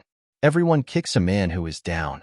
After nearly a month, the Embroidered Uniform Guard began a bloody purge. Anyone who was a member of the Chao Jixiang faction or was related to the Chao Jixiang faction in the end became the target of the purge. Mao Mu was beginning to prepare for Yang Xie's entry in advance. He wanted to give Yang Xie a team that could fight, not a person who only held a position and did not do anything. Chapter 1665. The chaos within the embroidered uniform guard naturally didn't escape the eyes of the ministers, so they happily clapped their hands. For a long time, the existence of the embroidered uniform guard was like a sharp arrow suspended above the heads of the ministers, making them endlessly afraid. After all, you can guarantee that you won't make a mistake, but can you guarantee that your family won't make a mistake? If the embroidered uniform guard wanted to deal with you, they could always find your weakness. If it was light, they could blackmail you. If it was heavy, they could send you to the imperial prison. Who knew how many officials had fallen into their hands because of this? High and mighty officials had become prisoners. Now, the embroidered uniform guard was in chaos. They could relax and not be so afraid. Because of this, during this period of time, many ministers had reported the benefits of the embroidered uniform guard. They wanted to use their own advocacy to make the embroidered uniform guard last longer. It would be best if they crippled their own martial arts and got rid of this department for a long time. Zhu Qizhen saw so many ministers agree and compared himself to Yao Shun, saying how wise he was. In addition, Mao Mu really didn't have any thoughts. After taking care of the Chao faction, he handed over all the gold and silver he had stolen from them. He actually collected 2 million taels of silver, making him endlessly happy. What was wrong with the emperor? He also needed money. As long as he had money, his subordinates would be willing to work for him. Only then would he be able to achieve fair rewards and punishments. It could be said that a rich emperor's back was strong and could do anything he wanted. As for a poor emperor, it was just a thought. Now that Zhu Qizhen had money, he began to mobilize his troops and prepare provisions and military equipment. He wanted to have a showdown with Yang Xi. At this time, Qian Sangbao reported that the embroidered uniform guard's director, Mao Mu, wanted to see him. He said that he had something important to report to the emperor. At this time, after Mao Mu unified the embroidered uniform guard, he began to bare his fangs. He slowly went past Qian Sangbao to report to Zhu Qizhen. This was the first time he tried to sound him out, so Mao Mu wasn't too anxious. Instead, he wrote some of the contents of his report to Qian Sangbao. When Qian Sangbao saw the report that was nearly a foot thick, he knew that he couldn't do this. He could report according to the text, but once it involved specific matters, if the emperor asked a detailed question, he couldn't answer. Thus, he took the initiative to ask Mao Mu to personally report to him. Faced with Qian Sengbao's request, Mao Mu naturally rejected it. He even said that he was Qian Sengbao's subordinate, so how could he report to the emperor without his permission? This was impossible. Mao Mu's attitude made Qian Sangbao very satisfied, and he immediately confirmed what he wanted to report. This led to today's events. The recent work of the embroidered uniform guards had been very effective. Not only did they win the reputation of the officials, but they also earned money. Zhu Qizhen had long wanted to call Mao Mu to encourage them. However, his great companion, Qian Sangbao, said that Mao Mu was very busy, so he gave up the idea. Now that the other party had come knocking on his door, of course he had to meet him. In the Qingjing Hall, Mao Mu saw Zhu Qizhen sitting high on the dragon throne. He also saw Qian Sangbao standing to the side with a smile on his face. For some reason, he always had a feeling that behind that smile was a hidden killing intent, as if he did not perform well, the other party would come to settle the score with him. Mao Mu knew his own strength very well. Although he had taken control of the embroidered uniform guards, he had been silent for too long. If he wanted to fight Qian Sangbao head-on, his strength was still not enough. Now that he still needed to rely on the other party, he naturally knew what to do next. First, he respectfully knelt on the ground and kowtowed, shouting "Long live." After Zhu Qizhen asked him to stand up, he stood up and gave a detailed report on the performance of the ministers. Especially those officials who went to Yang Xie, their actions were reported by Mao Mu in detail. At first, Zhu Qizhen still had a smile on his face. He could feel that Mao Mu's work was very detailed, which made him very happy. He was excited that he had found another talent. However, as Mao Mu reported more and more, he began to lose his cool. especially after hearing so many officials talk about how powerful Yang Xie was and how he could not defeat them. His face turned black. He knew that Yang Xie would not be so kind as to let the officials go to Tsushin City for free. However, when he considered that Yang Xie was indeed powerful, there were many things that could be learned. In addition, his arrogance caused trouble. In Zhu Qizhen's heart, Yingtian Prefecture used to be the capital of the great Ming dynasty. Later on, it became the capital. The prosperity here was not something that a deserted island could catch up to in a short time. He wanted to see Yang Chendong make a fool of himself and let everyone see the difference between the two sides. In order to calm the hearts of the officials, he agreed to send the observation team.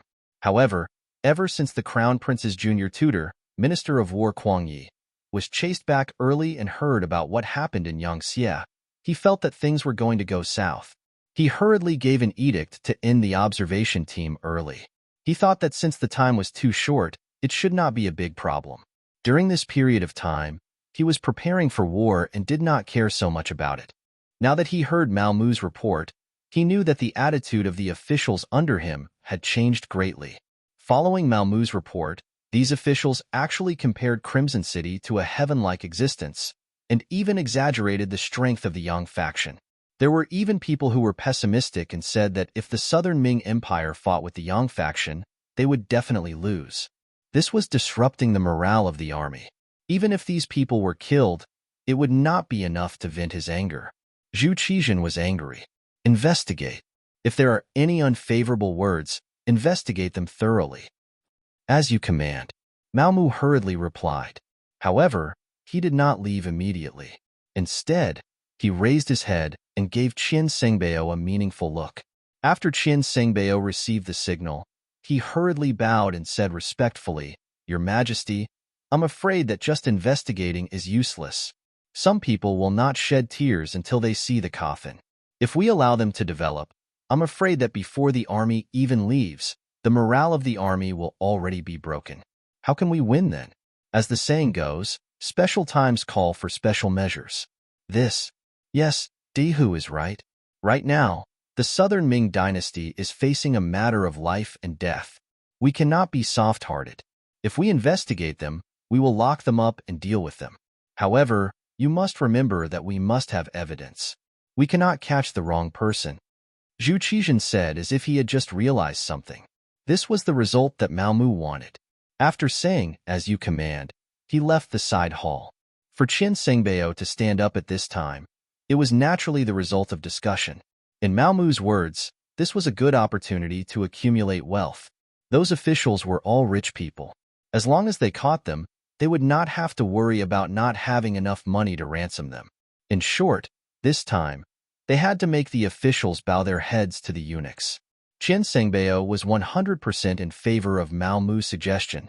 Ever since the defeat of the Tumu castle because of Wang Zhan, the eunuchs had always been the target of the officials. If Zhu Qizhen did not like the eunuchs, they would have no way to survive if it was an emperor. As the chief eunuch, Qian Sengbao had always been careful. He was afraid that if he did something wrong, it would cause the officials to impeach him. Now that he finally had a chance to fight back, he would definitely seize the opportunity. Thus, the officials were originally clapping and cheering as they watched the embroidered uniform guards fall into chaos.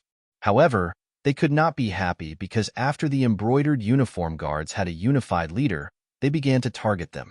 On the day that Mao Mu left the Qingjing Hall, 4 officials had their homes searched by the embroidered uniform guards. Among them, 1 was a 4th-rank official and 3 were 5th-rank officials. Although their ranks were a little low, it was already a clear signal. Soon, news spread from the palace. This was the start of the operation after Mao Mu, the new embroidered uniform guards, reported to the emperor. However, it was also said that Mao Mu only said that he wanted to investigate. It was Qian Sengbao who suggested to arrest the eunuchs. He also said that special times called for special measures. These officials did not dare to scold the emperor, but Qian Sengbao was just a eunuch. They did not have any scruples. For a moment, curses were heard everywhere. The impeachment memorials were as numerous as the hair on an ox. They covered the dragon table. Qian Sengbao was really angry. He first severely punished the eunuchs who were on duty in the Qingjing Hall that day. After killing 3 and seriously injuring 9, he did not get anything out of them. But it did not matter. Things had already come to this. Qin Sengbao was determined to go all the way and teach these officials a lesson. He immediately sent someone to inform Mao Mu to increase the intensity. In short, he wanted the civil officials to bow their heads to him, the chief eunuch. Otherwise, the arrest would not stop. The Minister of Revenue's residence. Wang Shang was riding a bicycle in the courtyard with an unhappy expression. Her small face was scrunched up. Anyone who saw her would know that she was unhappy. Ever since returning from Tsuxian City, Wang Zhiqing had been riding a bicycle through the capital streets and alleys. He did not know how many people looked at him, but he also did not know how many envious gazes he received. After all, Wang Zhiqing was still a child. His desire to show off was at its peak. Thus, he rode the bicycle even faster. In addition, the children of the other officials had also bought 4 bicycles. They traveled with 5 bicycles, which attracted a lot of attention. As the younger sister, Wang Shang was naturally unhappy. She also had a share of the money used to buy the bicycles. Moreover, she had borrowed quite a bit from her sisters. Why should her brother take all the fruits of victory for himself? She acted coquettishly and persuaded Wang Zhiqing in every possible way. In the end, Wang Zhiqing had no choice but to agree to lend the bicycles to her for 3 days after half a month of riding. Although it was only 3 days, Wang Shang was already very satisfied. After all, in this era, women were mostly in a subordinate position. It was impossible for them to enjoy true fairness.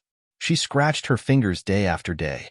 Finally, when it was time for her to use the bicycles for 3 days, her grandfather suddenly had the servants close the courtyard doors after the morning court session. He also said that no one in the family was allowed to leave without permission.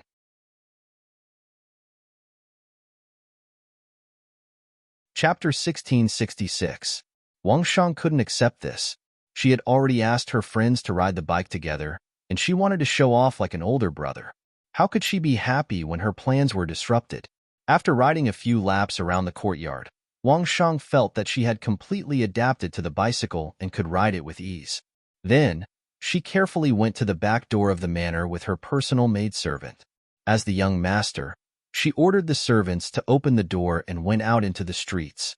Wang Shang could finally ride the bike on the streets. She could feel the envious gazes of the passers-by, especially those who looked like scholars. They pointed at her from afar and looked at her with yearning. She immediately felt proud, like a general who had just won a battle. However, the good times didn't last long. A few burly embroidered uniform guards suddenly rushed out from the side of the street and blocked Wang Shang's path. The sudden braking caused Wang Shang to almost fall to the ground. Then, she shouted unhappily, "Good dogs don't block the road." Wang Shang claimed that she was the granddaughter of Minister Wang, so there weren't many things in the world that could scare her. She thought that the embroidered uniform guards would immediately retreat after she shouted her name. She didn't expect that she and her bike would be arrested after she said her name. Only her maidservant was left standing on the ground and crying anxiously. Wang Shang was quickly brought to the embroidered uniform guard's office after she was arrested. Her bike was detained, and she was also arranged to a small room so that she could explain her views on Crimson City. Her identity seemed to have worked because the embroidered uniform guard smiled and guided her. "Miss, you've been to Crimson City before, so you must know where it is. I heard that you're quite good at writing. Can you write it down? If you write well, not only can we let you go, we can also give you a bike. How about it?" Wang Shang didn't like the embroidered uniform guards because of her grandfather. However, when she heard that she could get a bike if she performed well, she was tempted. She didn't want to borrow a bike from her brother. It would be great if she could have one herself. She immediately asked, "Do you really have a bike?" "Of course. Our Imperial Secret Service is very capable. It's just a bicycle." Luo Zhu, who was wearing a commander's uniform, said with a smile on his face, "All right, bring me a pen and paper." For the sake of a bicycle, Wang Shang was willing to go all out. As for what would happen if these embroidered uniform guards lied to him afterwards, wasn't that simple? He could just complain to his grandfather. He didn't believe that they weren't afraid of the Minister of Revenue. Wang Shang was indeed from a scholarly family. It didn't take him long to write an essay. Although it wasn't particularly beautiful, the sentences were smooth. Especially when he described the beauty of Crimson Castle, his strokes were divine. The description was quite good. Wang Shang also played a little trick.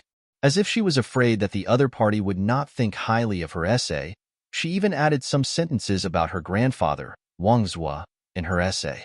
Her intention was very simple. She wanted to tell the other party about her identity and not to look down on others. If there were any benefits, they had to share it with her. Satisfied, Luo Zhu left. He told Wang Shang that he still needed to report to the higher-ups to see if the essay was up to standard. Then, they would consider rewarding him with a bicycle. Wang Shang was so happy that she urged him to hurry up. With this essay in hand, Luo Zhu went to find Shan Nantang, who had become a commander of the Imperial Secret Service. After the Chao family was expelled from the Imperial Secret Service, the people who had followed Mao Mu from the beginning were promoted. For example, Luo Zhu was promoted to a 4th-rank commander, and Shan Nantang was promoted to a 3rd-rank commander. Shan Nantang looked at Wang Shang's essay and couldn't bear to see it. Wang's reputation among the people was quite good. He wasn't greedy and didn't form factions. He was one of the few good officials in the southern Ming dynasty. However, there was no other way. It was eunuch Mao Mu's idea to trap the Wang family. Now, no one in the Imperial Secret Service dared to question eunuch Mao Mu. Mao Mu's status and influence in the Imperial Secret Service was far greater than Chao Jixiang's. This was all because Mao Mu thought about everyone and was willing to spend money. What he meant was that unless he gave the order, the Imperial Secret Service wasn't allowed to accept bribes. It was precisely because of this that the Imperial Secret Service was holding their chests high. This was because they didn't ask for help and didn't have anything that could be used against them. Of course, they had also paid a lot of money for Fu Mao Mu. In addition to not deducting a single cent from the wages of the Imperial Secret Service, he would also give everyone a monthly allowance based on their contributions. Last month, those who performed well received 120 taels. For the Imperial Secret Service, this wasn't just enough to feed their families. It was already a source of income. Since it was eunuch Mao Mu's order, Shan Nantang naturally had to follow it. Not to mention, the position of commander was there for everyone to see. Between him and Wu Bin, whoever performed well would be given that position. At this moment, he couldn't afford to make any mistakes. Bring those essays over. I'll give them to eunuch Mao. With a sigh, Shan Nantang finally bowed his head to reality. There was nothing he could do. This was the sorrow of a small figure. He didn't do things according to his own will. Very quickly, the essays were delivered to Mao Mu. After briefly reading through them, he went straight to the Hall of Diligent Government. After this period of hard work, he now had the qualifications to report to Zhu Qizhen alone. It was the same treatment as Chao Jixiang in the past. Although he had the treatment, Mao Mu still kept a low profile. When he entered the side hall, he saw that Qin Songbao was on duty. He quickly bowed and explained his purpose. In the end, he didn't forget to add, "Eunuch Qin, next month's allowance will be sent to you in 2 days." Hee. Qin Sengbao's face was full of smiles. That was tens of thousands of taels of silver.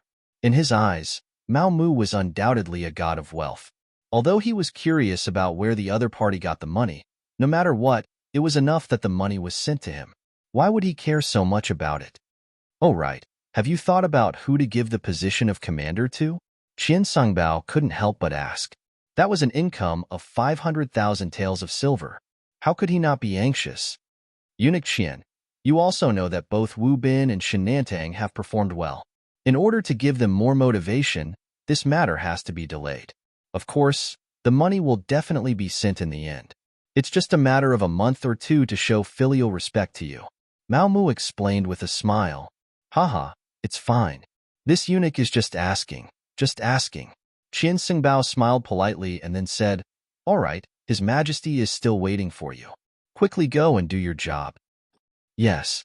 Mao Mu bowed again. Only then did he tidy up his clothes. After seeing that there were no problems, he strode into the side hall. After Mao Mu sent the articles in front of Zhu Qizhen, it only took a short while for a roar to be heard. You dare to care about these officials? You're taking the salary we give you and not doing your job properly. Instead, you're thinking about the good of others. Hateful, hateful. Mao Mu lowered his head and picked up the articles scattered on the ground. After waiting for Zhu Qizhan to calm down a little, he asked tentatively, "Your Majesty, what should we do next? Arrest them?" Facing this question, Zhu Qizhan's face revealed a pained expression. He had already seen it. These articles were basically written by the officials of the court and even the descendants of important officials. Didn't that mean that these important officials were unreliable? If they really arrested people based on the list of people who wrote the articles, the Southern Ming Empire would be in chaos for a while. However, they could not arrest them. These people's hearts were no longer with the Southern Ming Empire. If they continued to be put in important positions, it would only be more dangerous. As the saying goes, a short pain is better than a long pain. Take it. Take all the people in this article. Take all their backings and investigate them thoroughly. But remember, don't use torture to extort confessions. You should know your limits. You're also an old person in the palace. Hee, Mao Mu, you've done well recently. Zhen is very pleased. After Zhu Qizhan vented his anger, he looked at Mao Mu with admiration in his eyes. This person was able to do things so beautifully in such a short period of time and obtain information that could be used against those officials. His methods were truly outstanding. Why didn't he realize that this person was a talent before? Mao Mu knelt on the ground gratefully and quickly kowtowed. "This is all because of your Majesty and Empress teachings. This servant should do his duty." "All right, you can rise. You're really good. In the future, you can call yourself a subject in front of Zhen. There's no need to call yourself a servant." Zhu Qizhan laughed and gave Mao Mu another privilege. Don't look at this simple title. In the entire group of eunuchs, only 3 people could call themselves subjects. They were Qian Songbao, Kaizhong, and the captured Chao Jixiang. Right now, Mao Mu had replaced Chao Jixiang's previous position. "Yes, this subject thanks your Majesty again." Ha ha ha. Looking at the kneeling Mao Mu, Zhu Qizhan stroked his beard and laughed in satisfaction. After leaving the palace and receiving the imperial decree, Mao Mu was in high spirits. No one knew better than him that the people who were captured this time were all capable officials of the Southern Ming Empire. In other words, once these officials were imprisoned, it was equivalent to the Southern Ming Empire's political power collapsing by half. This was greatly beneficial for the Yangtze's next move against the Southern Ming Empire. At the same time, the official residence of the Ministry of Personnel had already become chaotic. Wang's most beloved granddaughter, Wang Shang, had mischievously walked out of the residence and was caught by the embroidered uniform guards on the streets. When the accompanying servant girl came back to report, bursts of crying rang out in the manor. Wang Shang's mother, Wang Zhangshi, was the one crying the loudest.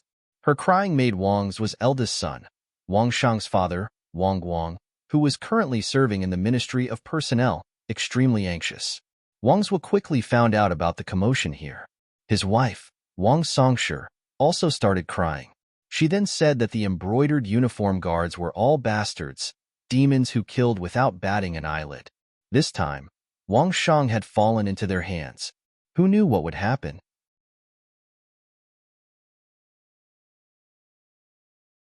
Chapter 1667. Compared to the woman who only knew how to cry, Wang Zhuo was clearly much calmer. If it were in the past, he would definitely be very nervous when the embroidered uniform guard captured his family. He knew that the embroidered uniform guard was best at listing crimes. When they wanted to deal with a person, they would often use all kinds of methods. Even if there was no crime, they would put the blame on the person, causing many unjust and wrong cases. This was also the reason why the officials disliked and hated the embroidered uniform guard. However, now that the embroidered uniform guard had undergone an internal reorganization, the new chief Mao Mu was a good old man. He smiled at everyone he saw. Moreover, this kind of smile wasn't superficial. It was a real smile. Because Wang Zhuo often went to the palace, he had met him twice. Both times, the other party was very respectful. This was something that Wang Zhuo, who boasted that he had seen countless people, could clearly feel. The embroidered uniform guard had changed its leader, so its style should also change. Even so, the outcome of Wang Shang's capture might not be so bad. Wang Zhuo comforted himself in his heart. He was still wondering if he should go to the palace or directly ask the embroidered uniform guard for Wang Shang. With his status as a minister, in addition to his influence and seniority in the court, Mao Mu would definitely give him face. However, he was a minister after all, and had been a minister for several dynasties. In terms of calmness, he was still good. He still wanted to see the situation before making a decision. He didn't want to give up his old face to beg for help so quickly. He still wanted to. There was no need to think. Before Wang Zhuo could make a decision, the embroidered uniform guard had already arrived. First, they surrounded the prince's residence. Then a group of people jumped in through the door. The servants watching the house were so frightened that they knelt on the ground, not even having the courage to stop them. Compared to before, the current embroidered uniform guard brothers had undergone a huge change. They didn't do the dirty work of extortion and framing anymore. With money, their abilities could be put to use. The current embroidered uniform guard no longer muddled along and waited for death. Each of them was an expert and very brave. More importantly, Mao Mu no longer deducted everyone's salary. He also did his best to satisfy the embroidered uniform guard brothers in terms of equipment. In the past, because of the lack of money and the greed of the Chow family, the low-level members of the embroidered uniform guard often didn't even have the money to change their clothes. Therefore, sometimes they would wear tattered flying fish suits to carry out missions to make people feel to look very down and out. Unlike now, the flying fish suits are all over the place. Since they were in a good mood, their complexion was good, and they were all skilled in martial arts. As soon as they appeared, they gave me a feeling of elites and a murderous aura. Frightened by the embroidered uniform guard's imposing manner, no one dared to stop them. When the group of people arrived at the Wang family's courtyard, Shen Nantang shouted, "Is there anyone in charge? Come out and answer me." This time, Shen Nantang came to the prince's mansion to invite Minister Wang. This was enough to prove that the embroidered uniform guard valued this minister. Soon, the sound of footsteps could be heard. The members of the Wang clan's various courtyards, including the servants, and guards, all walked out. Walking at the front was an elderly man, but judging from his calm footsteps, although this person was very old, his aura and spirit were still very strong. Needless to say, only the Minister of Revenue, Wang Zhuo, could have such an imposing aura in the prince's residence. Wang Zhuo walked straight until he was 5 or 6 steps in front of Shen Nantang and the others. Then, he said in a voice that was neither servile nor overbearing, "This official is the Minister of Revenue, Wang Zhuo. May I know your name?" Shen Nantang naturally knew Wang Zhuo. The embroidered uniform guard had detailed information about these important ministers. Therefore, when he saw the person in charge, he first cupped his hands and bowed. Then, he put down his hands and put his right hand on the embroidered spring saber at his waist, saying, "Minister Wang, this humble one is the embroidered uniform guard's Minister Shen Nantang. This time, I am acting on imperial orders. I hope Minister Wang can cooperate." As he spoke, Shen Nantang took out a secret order and presented it in front of Wang Zhuo.